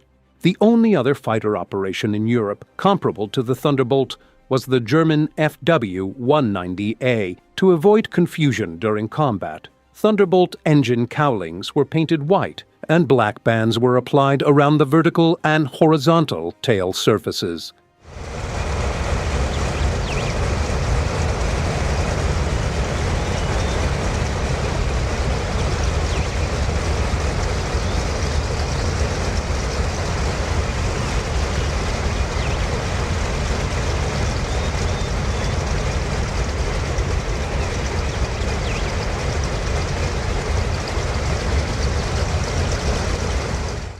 The signal is given for a squadron of Thunderbolts to take to the skies.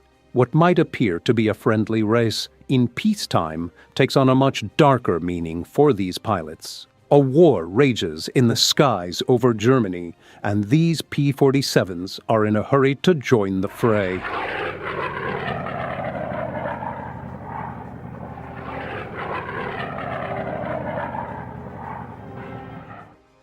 Flying in formation, they head toward a confrontation that could cost them their lives, an ever-present thought in their minds. But these men have a mission, and their comrades need their support.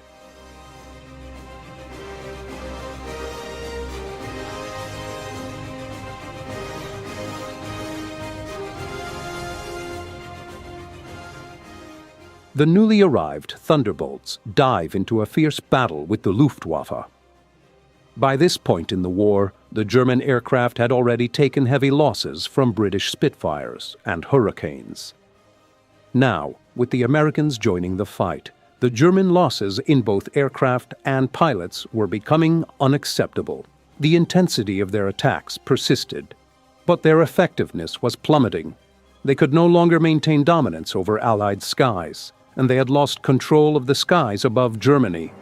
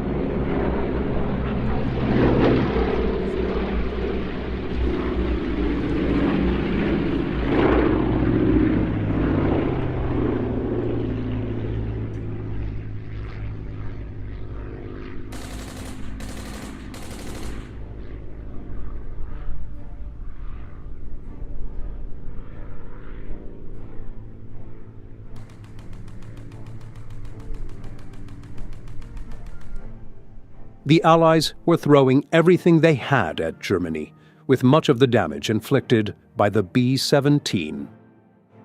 Naturally, the Luftwaffe wasn't far from the B-17s as they dropped their deadly bomb payloads, and these bulky, slow-moving aircraft were easy targets. Just in time, the Thunderbolts swooped in to assist the B-17s, providing much-needed protection against the German assault. Though the flying fortresses were adequately armed, they couldn't outmaneuver the faster Luftwaffe Henkels, so their success relied heavily on the air support provided by the Thunderbolts.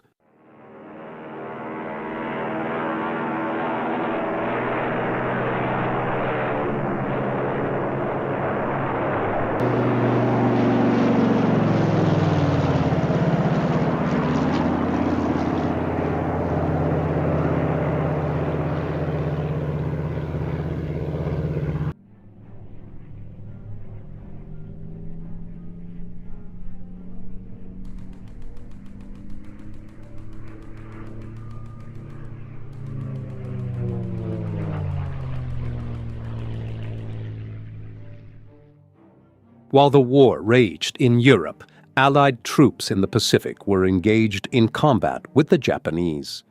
To conduct air raids against Japan, the Allies captured the islands of Saipan, Guam, and Tinian, whose proximity to Japan made them ideal locations for airfields.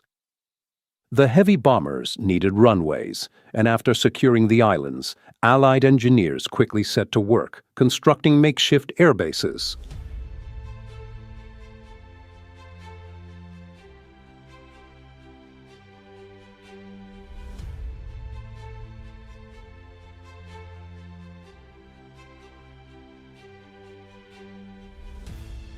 The P-47 Thunderbolts played a crucial role in escorting bombers flying from these islands, and large numbers were also assigned to carriers in the Pacific. Though the Thunderbolts weren't originally designed for carrier operations, they performed adequately. There was no intention of landing them back on board, so they were not equipped with landing hooks.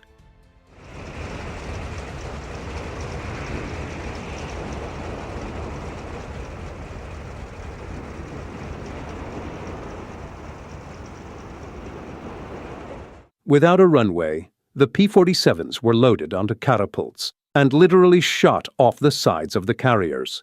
Thanks to the power, staying in the air was never a problem. By the time the P-47D was developed, its engines produced up to 2,800 horsepower and could reach speeds of 433 miles per hour. Later models could hit 467 miles per hour.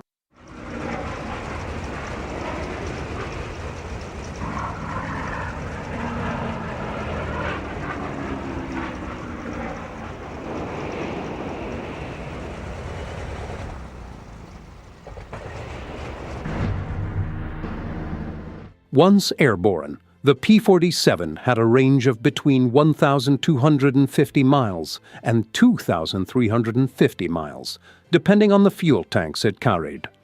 All models had a service ceiling of 42,000 feet.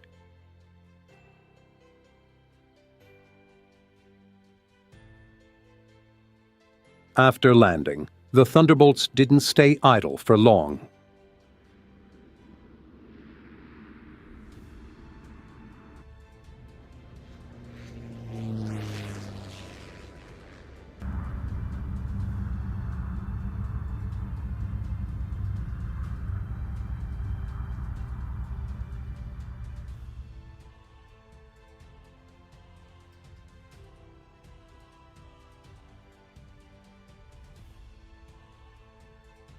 In preparation for combat, ground crews ensured each plane was stocked with ammunition. As with most of the plane's design, the armament installation was practical, robustly built, and simple to service. The Thunderbolt's increasingly deadly external weapons were also easy to load. Initially, the rocket installations were poorly designed, with accuracy issues, but these flaws were quickly addressed. The P-47 was equipped with 8 0.5-inch Browning M53 machine guns, each with 267 rounds. Later models increased the load to 425 rounds per gun. The bomb load of the P-47 was initially 2,500 pounds, but later models could carry up to 3,000 pounds of bombs and 10 5-inch rockets. In footage captured by the Thunderbolt's test engineers, hundreds of spent shells can be seen pouring from beneath the wings. Needless to say, the Thunderbolt was a formidable machine, capable of spitting bullets at the enemy with relentless, deadly accuracy.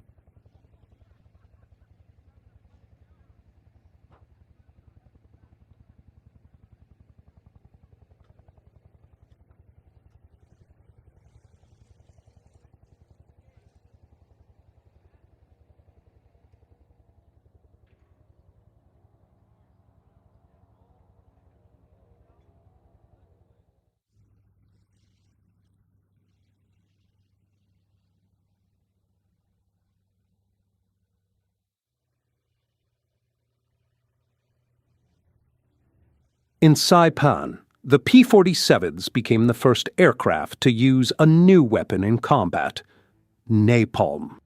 Using external fuel tanks as containers, napalm bombs were assembled on site.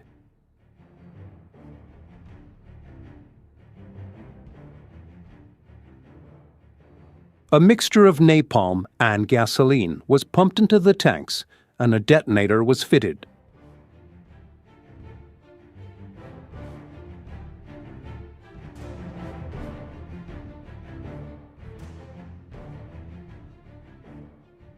The Thunderbolts played a vital role in the Saipan, Guam, and Tinian campaigns.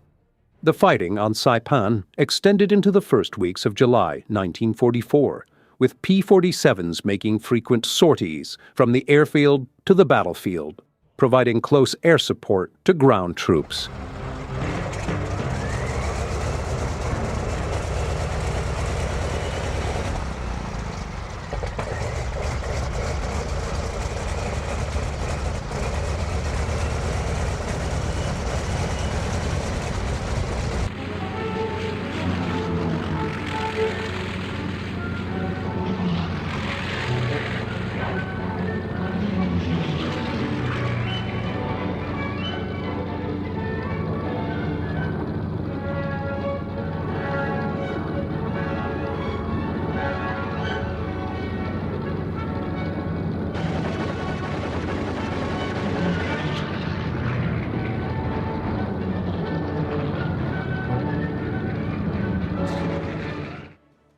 Though the Japanese soldiers on Tinian fought fiercely, they had little chance of success. The Thunderbolts had complete air superiority, and with little resistance, they were free to attack the weary garrison at will.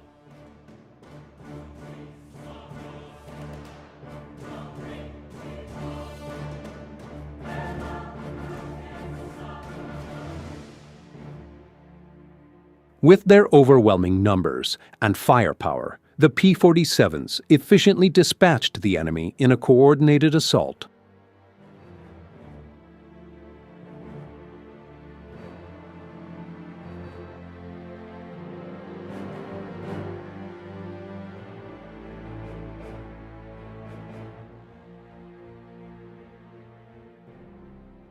When the Thunderbolt pilots unleashed their napalm arsenal on the Japanese forces, victory was all but assured.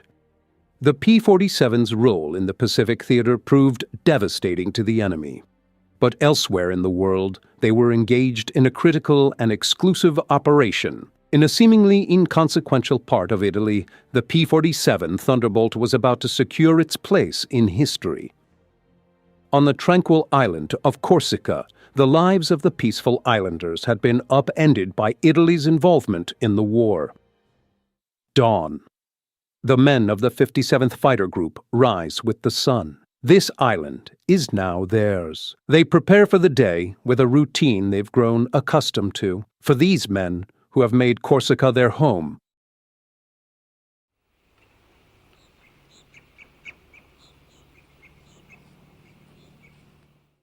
at a steady pace, they move through the early morning preparations, readying themselves for the inevitable battles ahead. For these men, today will be much like yesterday, and probably much like tomorrow.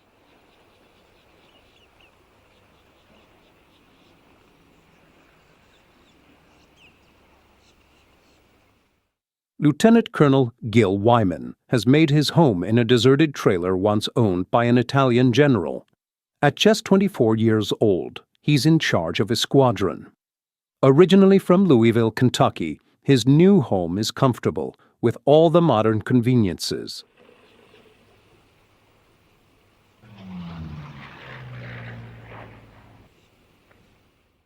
The American residents of Corsica share their space with the French. Though conversation is limited, they get along just fine. Both sides lost a man yesterday, so the flags are at half-mast.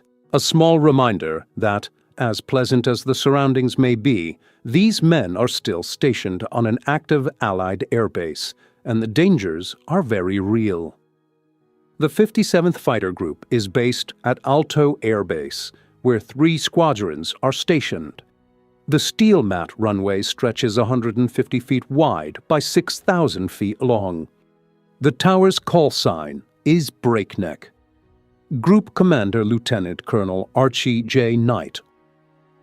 65 Squadron arrives for their briefing.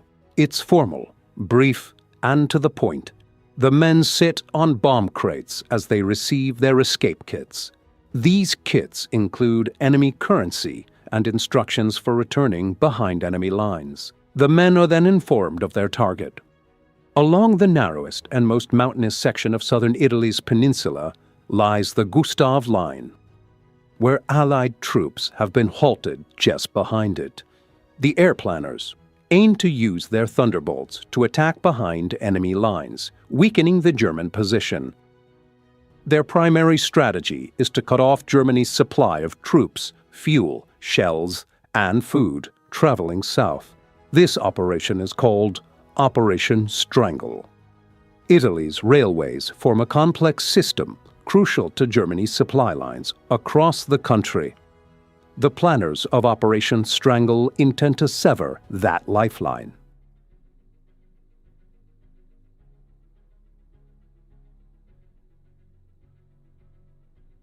'65 Squadron taxis to their dispersal point at the end of the runway. Their mission is clear. Fully armed and fueled, the men are eager to begin. Though some may not return, each pilot is determined to inflict as much damage as possible on the enemy's supply chain.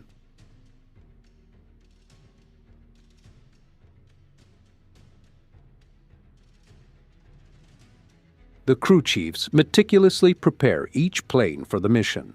Clear visibility is vital, and while cleaning the canopy takes little time, it could save a pilot's life.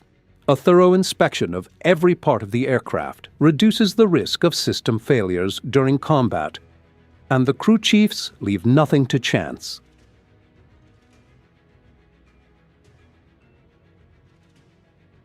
For pilots, regardless of rank, what matters now is how much combat flying they've completed.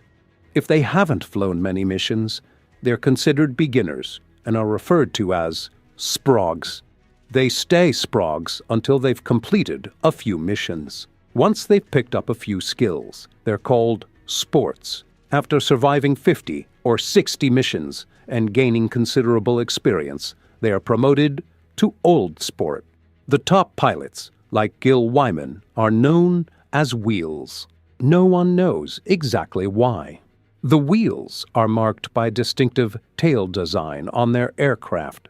Major Richard Hunziker from Tucson, Arizona, settles into his seat. Having flown 179 missions, he's seasoned. The crew chief won't be accompanying him, but the pilot briefs him on the mission anyway. Though Okuchi can't go along, the pilot fills him in, as this is routine by now. Over time, these men have become friends, and a bit of conversation before the mission helps calm the nerves. The pilots are ready to take off, but they remain grounded. They wait. For 5 minutes, these men are given the chance to clear their minds. It's part of the plan. Any thoughts that need to be processed can be done now, while still on the ground. Once airborne, they'll rely solely on instincts and reflexes, and any lingering thoughts could slow their response times. Any concerns about home or loved ones will have been addressed by the time they take to the skies, leaving them focused and prepared to fly.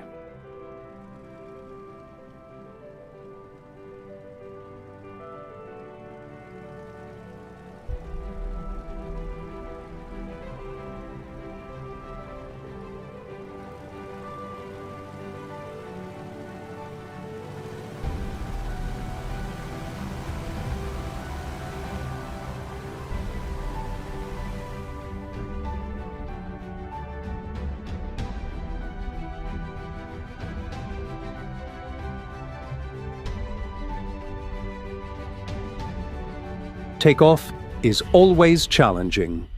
The Thunderbolts are heavy planes. A fully loaded P-47D weighs between 15,000 and 17,500 pounds.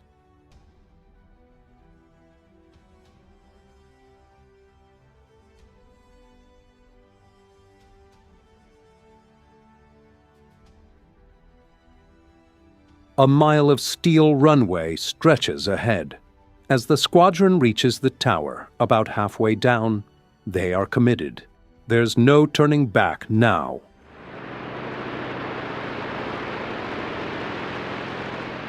The first pair takes off, Wyman and Gustafson.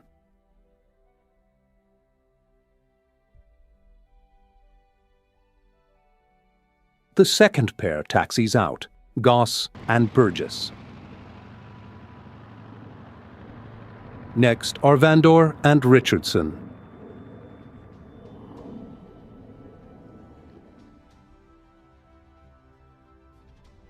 Finally, Smith and Atwood follow.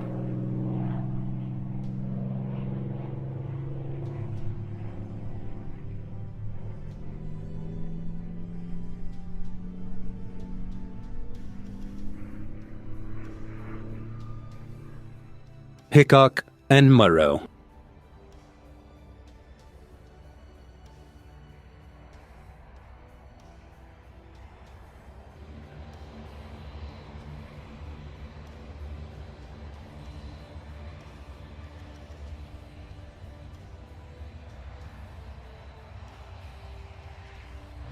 The last pair, Elwood and Hunziker.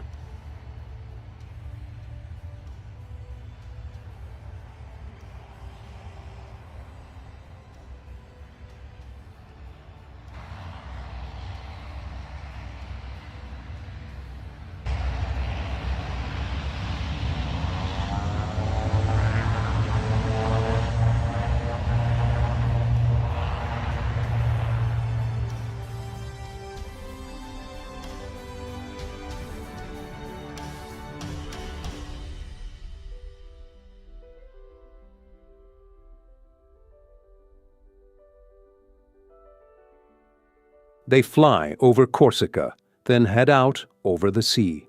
Italy lies just 60 miles to the east. After 60 miles, they are 150 miles behind the German front. The squadron moves north, towards the mountains, leaving the castle behind.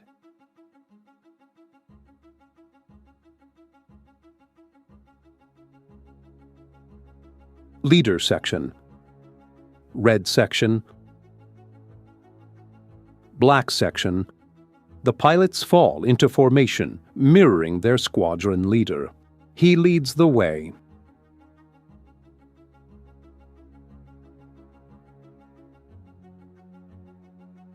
When he turns, they turn. Wingtip to wingtip. When he climbs, they climb, always maintaining tight formation.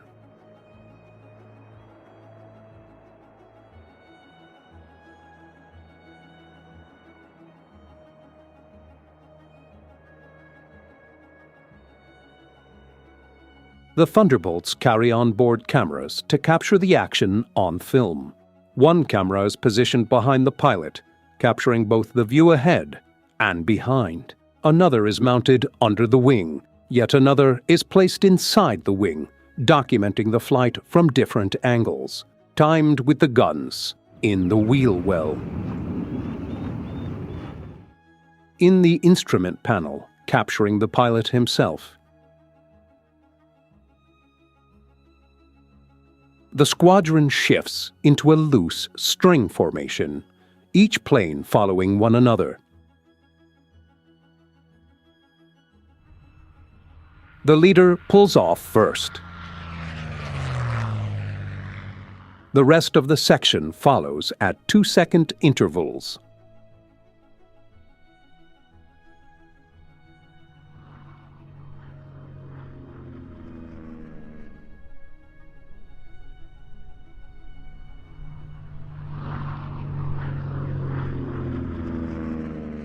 There's no bomb sight on the P-47. The pilot relies on his skill alone to drop the bombs accurately. He steers toward the bomb blasts of the planes ahead. They've already taken out a bridge.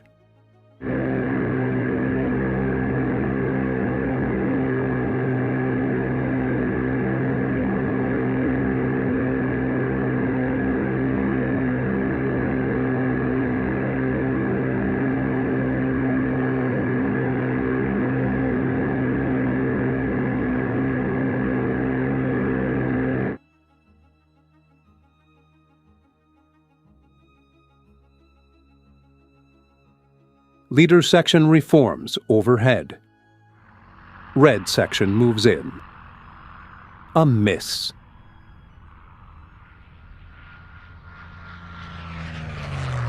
Another miss.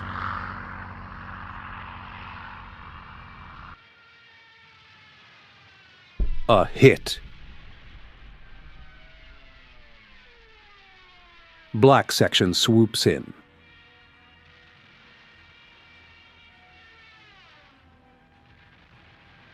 Blanket fire over the target scores another hit.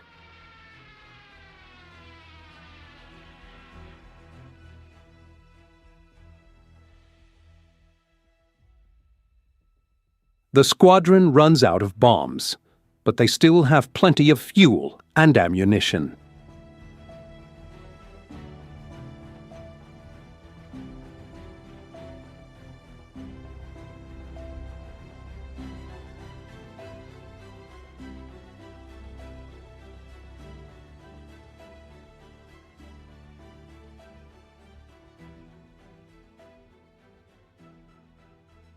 They ease down to the deck in search of the next target. The squadron locates the railway tracks, a vital enemy supply line for troops, food, shells, and fuel. Destroying this line is paramount to hindering the German war effort. They move in. Following the rivers, the P-47 pilots methodically target and obliterate every rail bridge in sight, ensuring the Germans can no longer rely on trains to move their supplies south. After tracking the rails to a train, The Thunderbolt squadron attacks. Their primary target is the engine, a swift and strategic move to halt the train's movement and make the boxcars easier targets. Next, they destroy the boxcars, likely filled with supplies.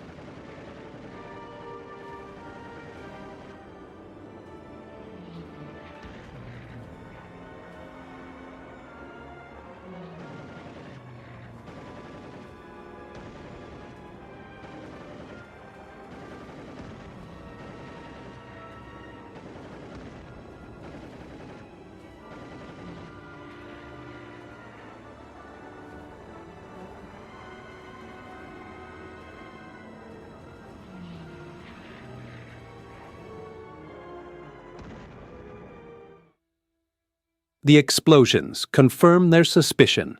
The boxes contained ammunition. With the southbound rail lines destroyed, the Germans must resort to roads for transport, making them vulnerable to further attack.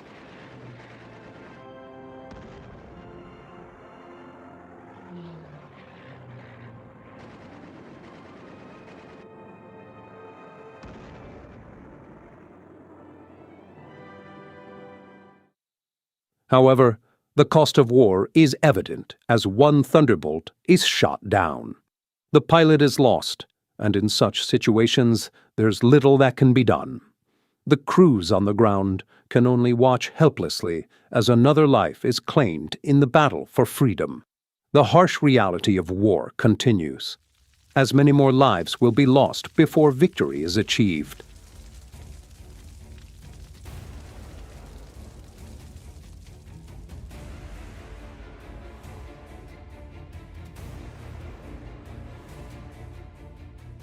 Despite the damage, Lieutenant Cheswood managed to fly the P-47 back to base. His plane was a testament to the ruggedness and resilience of the Thunderbolt, a plane that could endure severe punishment and keep flying. The P-47, with its sturdy frame and powerful engine, earned its reputation as one of the most dependable fighters in World War II. Pilots affectionately called it the Unbreakable for its ability to keep flying after sustaining considerable damage. While its shape led to it being called the Jug, some incorrectly assumed it was short for Juggernaut, due to the plane's sheer power and endurance.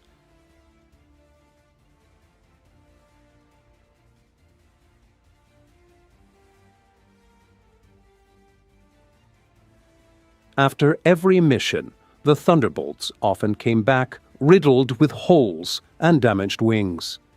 But the P-47's ability to stay in the fight, even when battered, proved why it was a preferred choice for many combat pilots. These aircraft were vital in turning the tide of the war, whether it was supporting bomber missions, disrupting enemy supply lines, or eliminating military targets. Though the P-47's missions were perilous, its pilots trusted their aircraft to bring them back, no matter the damage it took in battle. The P-47 Thunderbolt continued service in the European and Pacific theaters proved essential to the Allied war effort. After its critical role in Operation Strangle, which crippled German and Italian supply lines, the Thunderbolt solidified its place in history as one of the most reliable and versatile aircraft of World War II. The Thunderbolt's ability to deliver consistent firepower while enduring damage without failing made it a symbol of resilience. As the war progressed, the P-47 underwent several modifications to adapt to evolving operational needs. The P-47D variant, the most widely used in Europe, was the workhorse of the Allied Air Force, while experimental versions like the XP-47E with a pressurized cockpit and XP-47F featuring a laminar flow wing explored design improvements.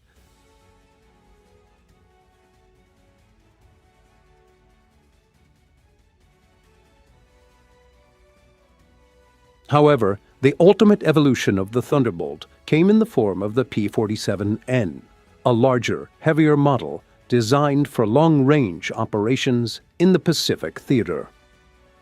The P-47N's increased range and firepower were crucial to its success in battles across the Pacific Islands.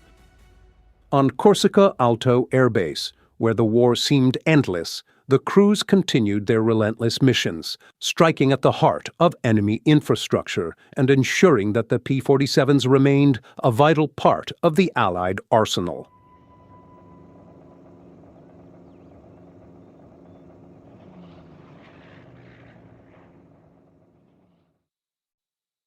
The pilots and ground crews showed extraordinary dedication, knowing that the Thunderbolt was often the last line of defense for their fellow troops and bombers.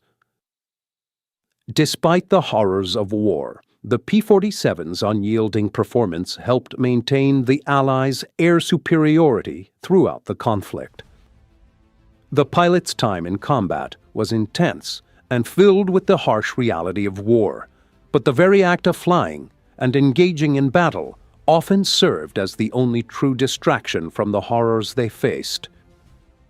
The adrenaline and focus required to carry out their missions left little room for thoughts of home or the emotional toll of the ongoing conflict. Whether attacking Luftwaffe airfields or performing dangerous strafing runs, the pilots knew their lives depended on their skill, precision, and the support of their fellow crew members.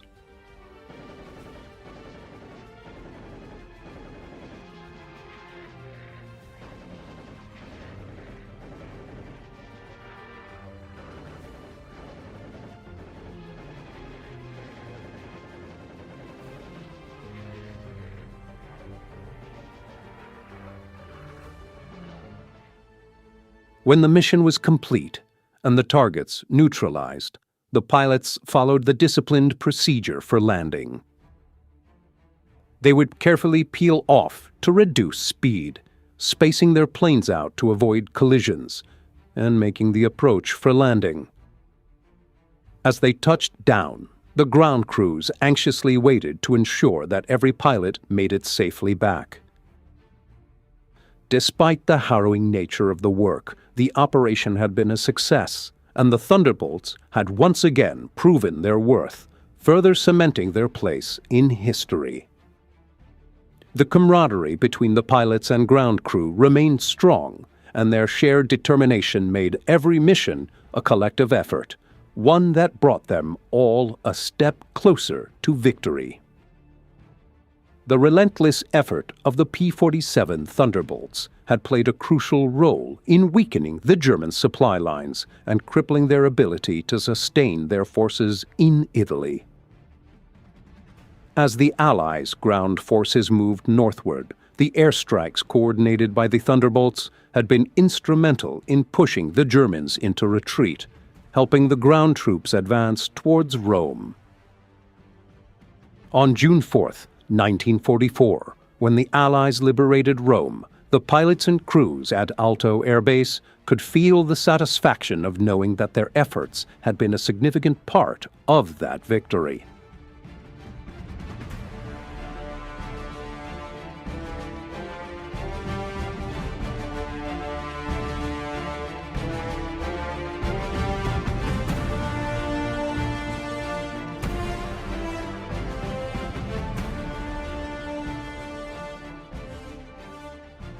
The Thunderbolt had proven itself not just as a powerful fighter, but as a symbol of resilience, tenacity, and the importance of air support in the success of a ground campaign.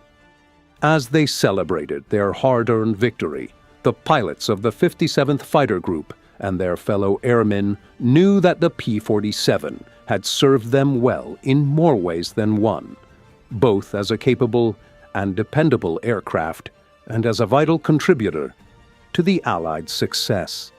The battle had been long and difficult, but the Thunderbolts had stood strong, providing essential support and leaving a lasting mark on the course of the war.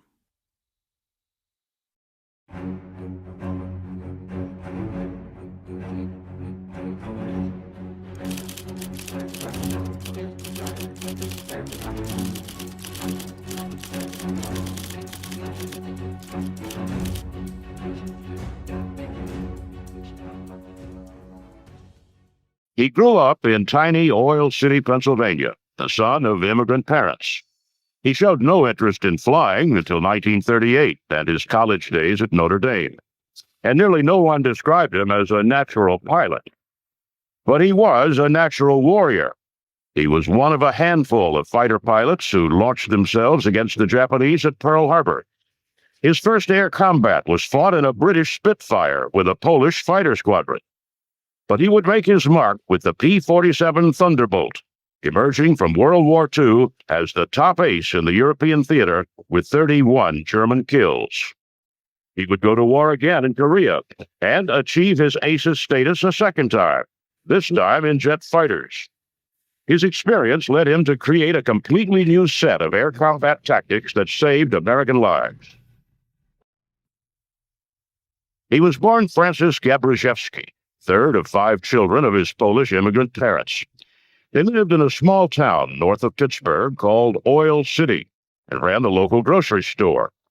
They changed the name to Gabreski to make it easier to pronounce. But the boy who would become one of America's greatest air aces spoke his entire life with a pronounced Polish accent. Francis Gabreski graduated high school in 1938, just as Hitler's legions marched into Austria. He says his eyes were focused on college, on Notre Dame, and eventually medical school, like his older brother. After Germany's invasion of Poland in 1939, Gabreski knew the United States would be going to war. And when it did, he was determined his weapon would be an airplane. He joined the Army Air Corps as a cadet in 1940. He trained in PT-17 Stearman biplanes with sleek blue and yellow paint. Gabreski admits he was not a natural pilot. He was nervous, always trying to wrestle the airplane around in the sky, compensating for the torque of the radial engines. He nearly didn't make the grade, but he did qualify, and after some advanced training was allowed to select his first assignment. He chose someplace that sounded glamorous, exciting. I chose Hawaii. Hawaii, of course, I mean, it was a glamorous place. I read about it from travelers and so forth. It's a beautiful climate. People are nice and tan, beautiful, and so forth. And the girls are even prettier. But Gabreski found himself in at the start of the war he knew was coming. I was getting ready for church, and I could hear the bombardment off in the distance. And I paid no attention to it because the Navy does have a range in the mountains. They work 7 days out of the week. There's Sundays when they probably drop a few of the practice bombs. And then all of a sudden I heard machine gun fire. And that machine gun fire was right next over me. And I looked out the window, and sure enough, there was a Zero flying with his machine guns wide open and so forth, strafing everything before him. And I saw the rising sun. And that was my first indoctrination into World War II.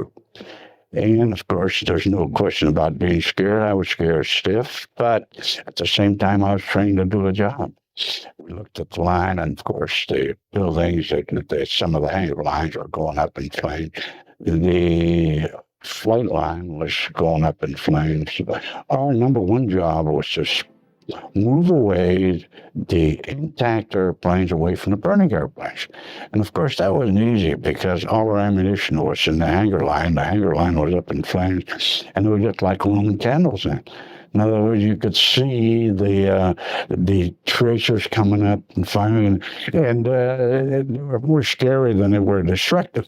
So we did our work, airmen as well as officers, shoved out the airplanes away from the burning airplanes. And by the end of, say, an hour and a half, well, we were able to save about 75 of the 150 airplanes that were parked on the line. We did become airborne about 2 hours after the attack on Pearl Harbor. It was a very, I would say, somber flight. I looked down from about 6,000 feet over Pearl Harbor and saw all those airplanes just over off from their side, over going up in flames. And it was just a big, billowing black smoke all over Pearl Harbor. With much of the air power of the Pacific gone and the Navy clearly in charge, Gabreski felt out of the action. The Air Corps found itself trying to salvage what was left of its Pacific bases.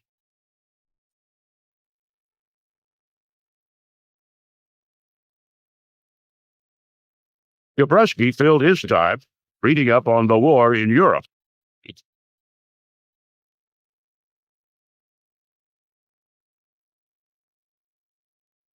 The Battle of Britain action reports showed that the fighter squadrons with the highest kill ratios against the Germans were Spitfires, piloted by members of the Polish Air Force. Gabreski had an idea. He would use his language skills and attach himself to a Polish squadron to learn their combat tactics. He would then pass them along to the Americans when they arrived in Europe. His idea earned him a trip to Washington and a promotion to captain on his way to London. I came over as a casual. I came over as an individual flying with the Polish Air Force to gain experience. So I joined the 315 squadron that was flying Spit 9s, and it was just a super airplane. So I flew with them on 20 missions. In February 1943, Gabreski left the Polish squadron. The Americans were arriving in England in force, and it was time to put the lessons learned to the test. He joined the 56th Fighter Squadron of the U.S. 8th Air Force and met his new aircraft, the P-47 Thunderbolt. After the tight quarters and sleek lines of the Spitfire, the Thunderbolt was a battleship. After 20 missions with the Polish Air Force, I joined the 56, which is the first group that was coming in intact from the United States of America with a brand new airplane, a P-47. So you can imagine when I went from a Spitfire, which is nothing more than about a 7,500 pound airplane, to this great big belly tub that I saw.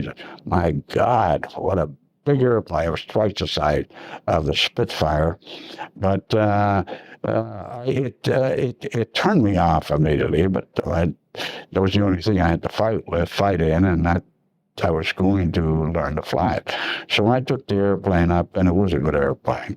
It was a good airplane because it had a turbo-supercharger that could derive to 2,000 horsepower at sea level as well as up to 30,000 feet, when the velocity of the turbo-supercharger would not accelerate any faster because it would disintegrate.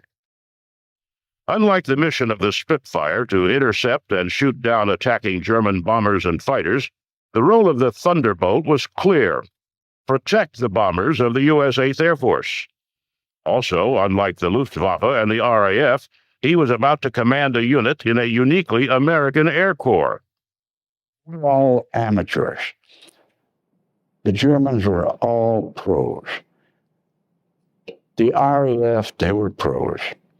And all the Belgium, all the other Allied forces, they were pros by the time that we were there.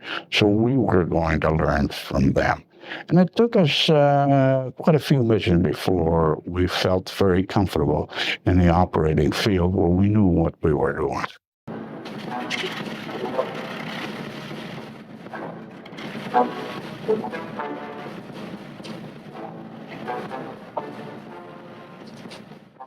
The U.S. 8th Air Force was in Europe to carry out daytime strategic bombing of the enemy.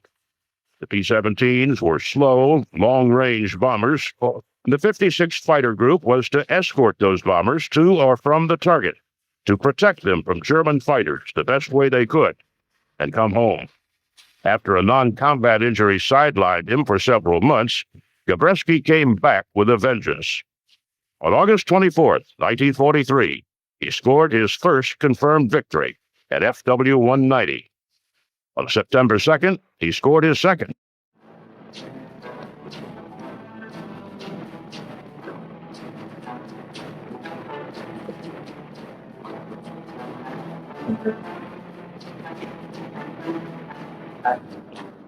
You're not out there to glamorize the destruction of fighter aircraft. You're there on a specific mission to keep those bombers from being shot down. In other words, if you could scare away, which we have on many occasions, where the Focke-Wulf 190s and 109s would break off because we'd start coming in head on to them and with our guns wide open and so forth, firing on them. So they'd turn over and go down to the deck. We wouldn't follow them. Naturally. I mean, because we did our job. In January 1944, General Jimmy Doolittle, fresh to the 8th Air Force from his North African experience commanding the 15th, changed the general orders for U.S. Fighter Command. The only way to beat the Germans was to eliminate their aircraft and pilots. The role of the fighters was no longer to simply escort bombers. Now they had clearance to pursue and flame every German aircraft they could, in the air or on the ground.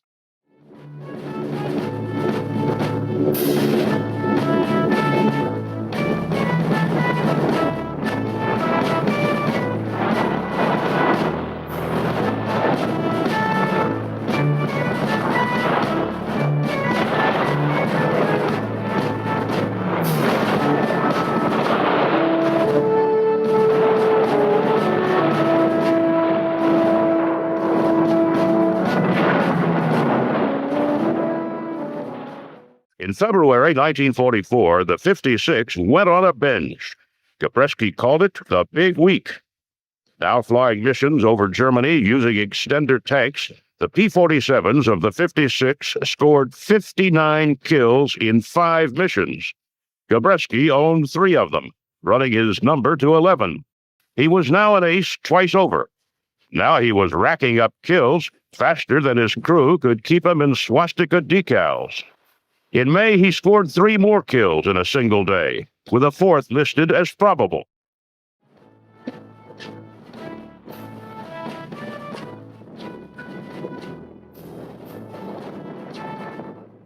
By D-Day, June 6, 1944, Gabreski was in contention for the highest-ranking ace in the 8th Air Force.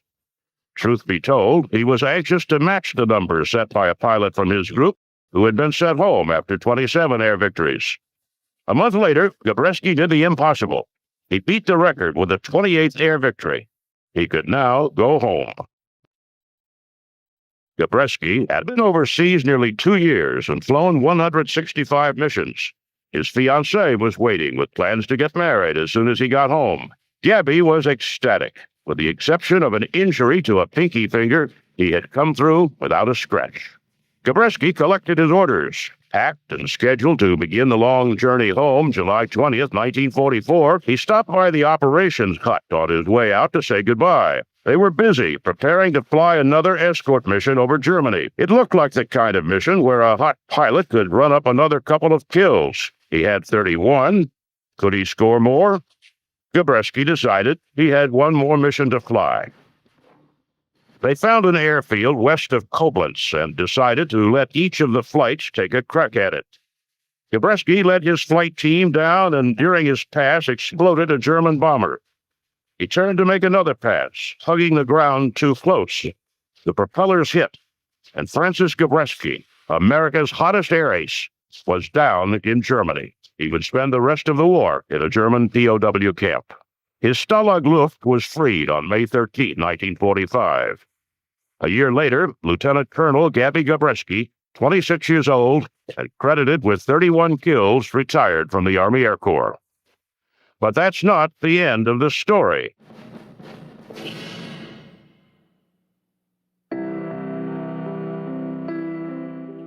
Like many returning vets, Gabreski was anxious to complete his college degree and take up his married life. He and his wife thought the civilian life looked good. and he managed to snag a job with Douglas Aircraft. It lasted less than a year. Gabreski missed the cockpit and flying. He applied for a permanent commission, and in April 1947, returned to the Army Air Force as a lieutenant colonel. Less than a year later, he was assigned to command the 56th Fighter Group, his old combat unit, and with it came promotion to full colonel. It was peacetime work, but not for long.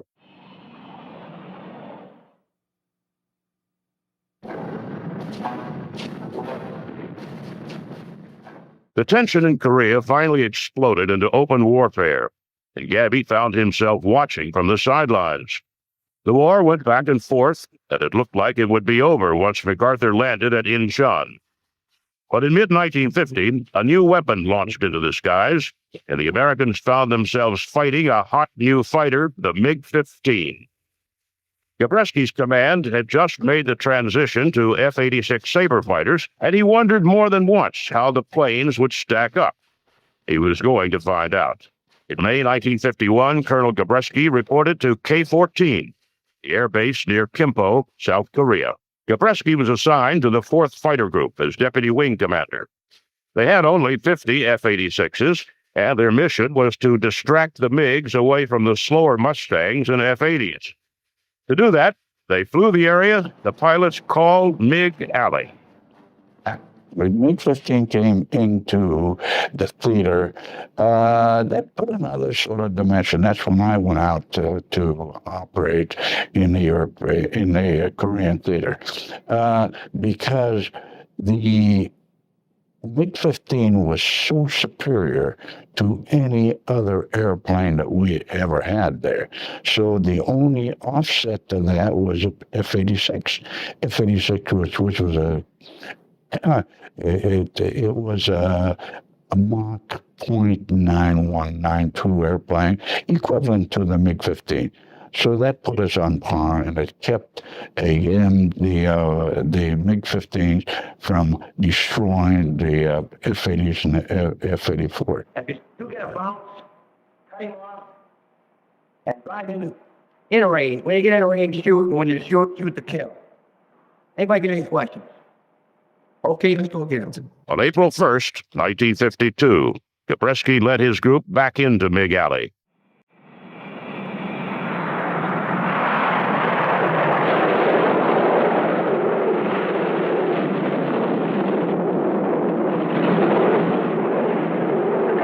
Tiger 2 here, I got a couple of bogeys out there, one coming around at 2 level. Roger, boy, I got him.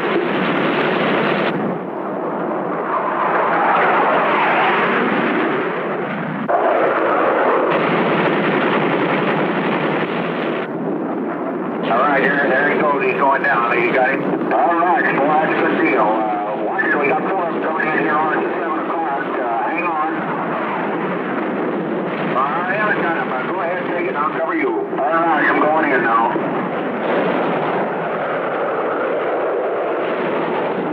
Okay, he's in down where you got him too.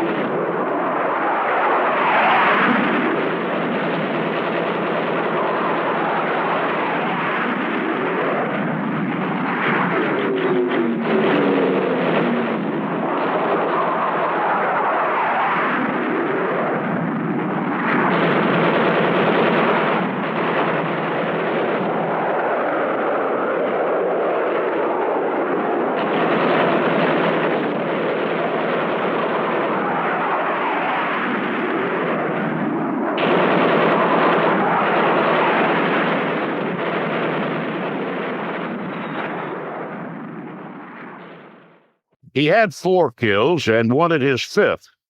He went head-to-head with a MiG-15, and after 3 passes, he watched the pilot pop his canopy and bail out.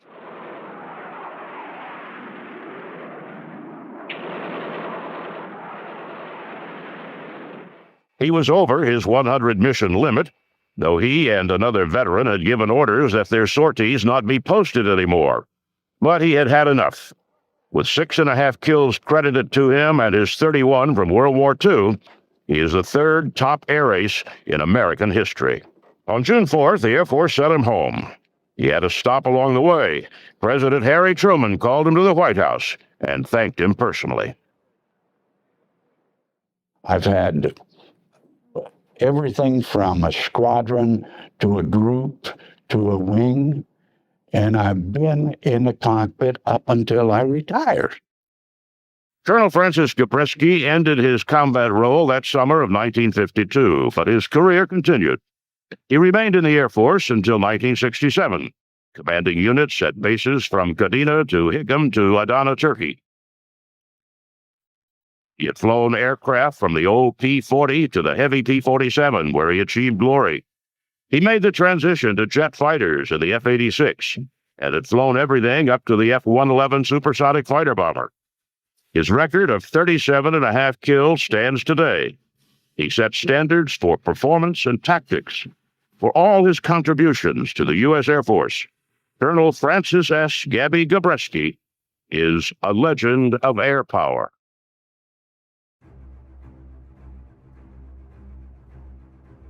Aviation, the art of aeronautics, began with the dreamers, inventors, and daredevils who dared to defy gravity. The journey of aviation was nurtured by pioneers like the Wright brothers, whose first flight marked a historic milestone. The role of aircrafts in world wars was groundbreaking, dramatically changing warfare strategies. This initiated a technological evolution in aviation, transforming the simplistic wings of a biplane into the thunderous roar of jet engines. Let's journey through the ages of aviation. Behind every great aircraft, there were great minds. These visionaries, like Sir Frank Whittle, the innovator of the turbojet engine, redefined air travel. Then there's Skunkworks Kelly Johnson, the genius behind the SR-71 Blackbird. His designs combined speed, stealth, and power, crafting machines that dominated the heavens. The contributions of these pioneers have left an indelible mark on the canvas of aviation, shaping the course of history and inspiring generations of engineers and aviators. Each epoch in aviation history gave birth to extraordinary aircrafts, each with their own unique features and roles. The Lockheed SR-71 Blackbird was a marvel of speed and stealth. The F-105 Thunderchief, a supersonic fighter bomber, was vital in the Vietnam War. The P-51 Mustang, a long-range fighter, was critical in World War II. The P-47 Thunderbolt, a heavyweight fighter, was used extensively in the same war. The A-10 Thunderbolt II, the Warthog, is a close air support icon. The Messerschmitt Me-262 marked a leap forward in aviation technology. Each of these game changers were instrumental in their eras, and their legacies still resonate today. Beyond the game changers, there are those that have transcended their practical roles to become icons. The Concorde was not just an aircraft, it was a supersonic symbol of luxury and speed. The B-52 Stratofortress, a strategic bomber, is an icon of power and resilience. These magnificent machines and others like them have become much more than just aircrafts. They are enduring icons that encapsulate the audacious spirit, the relentless innovation, and the boundless ambition that define the world of aviation.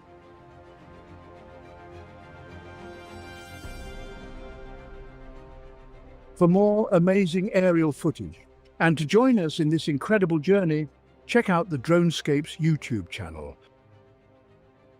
The only reason for an airplane to exist is to go fast. At the Great Air Meet in Rhine, Glenn Curtis set a world's record of just over 43 miles an hour, and the quest for speed was on. In 1913, Maurice Prévost was flying a streamlined Dépôt-Dessin monoplane at 126 miles an hour, and Europe claimed the lead in aviation speed. Immediately after World War I, quest for speed became a catalyst for the development of fighter planes. Countries which had not invested in new engines for their wartime fighters would, for reasons of national pride, invest in new engines to race them peacetime. Then, in America in the 1930s, the situation reversed itself. Civilian aircraft, like the Travel Air Mystery Ship and the GB, Waddell Williams racers, became even faster than military aircraft. The reason was simple. Same engines were available to both civil racers and military fighters. The fighters had to carry guns, bombs, oxygen, and radios, while the racers were built only for speed. The world's absolute speed record was passed from country to country.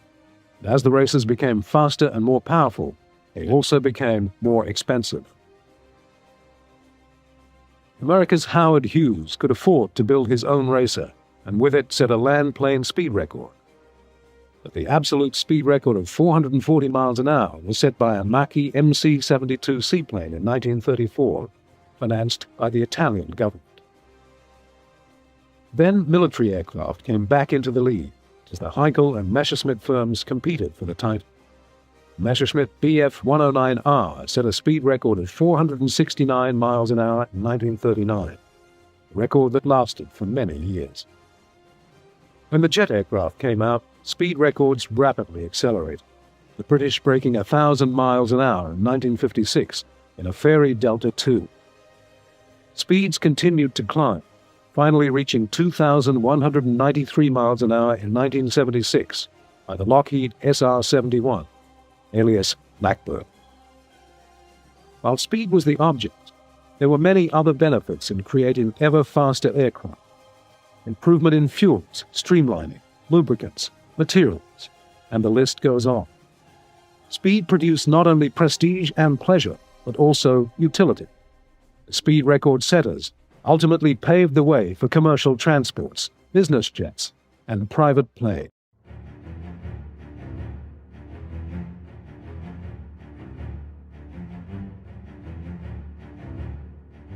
During the onset of spring 1945, the aviators of the U.S. Army Air Force in Europe were recovering from the largest engagement in American military annals, commonly known as the Battle of the Bulge. The toll they had paid, both in terms of personnel and equipment, had been staggering. Each day, fresh pilots and newly delivered aircraft arrived to replenish the dwindling ranks. P-47 Thunderbolt fighter squadrons were actively stationed at former German Luftwaffe air bases, situated just a few miles from the front lines. Their revised objective was to offer aerial assistance for the Army's onward push into Germany.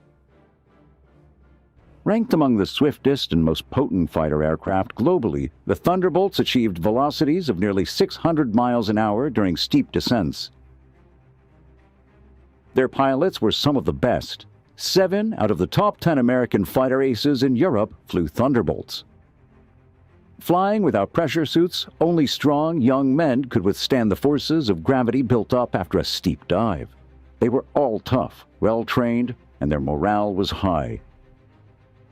In March 1945, Arthur Davis was a replacement pilot assigned to the 362nd Fighter Group based in eastern France near the German border. They were all about the same age I was, in my early 20s. 23, 24, something like that. And there were very few, a couple guys that were almost 30, and we call them grandfather, that sort of thing. But there were fellows younger than I was. The morale was high. As a matter of fact, I was a little surprised because they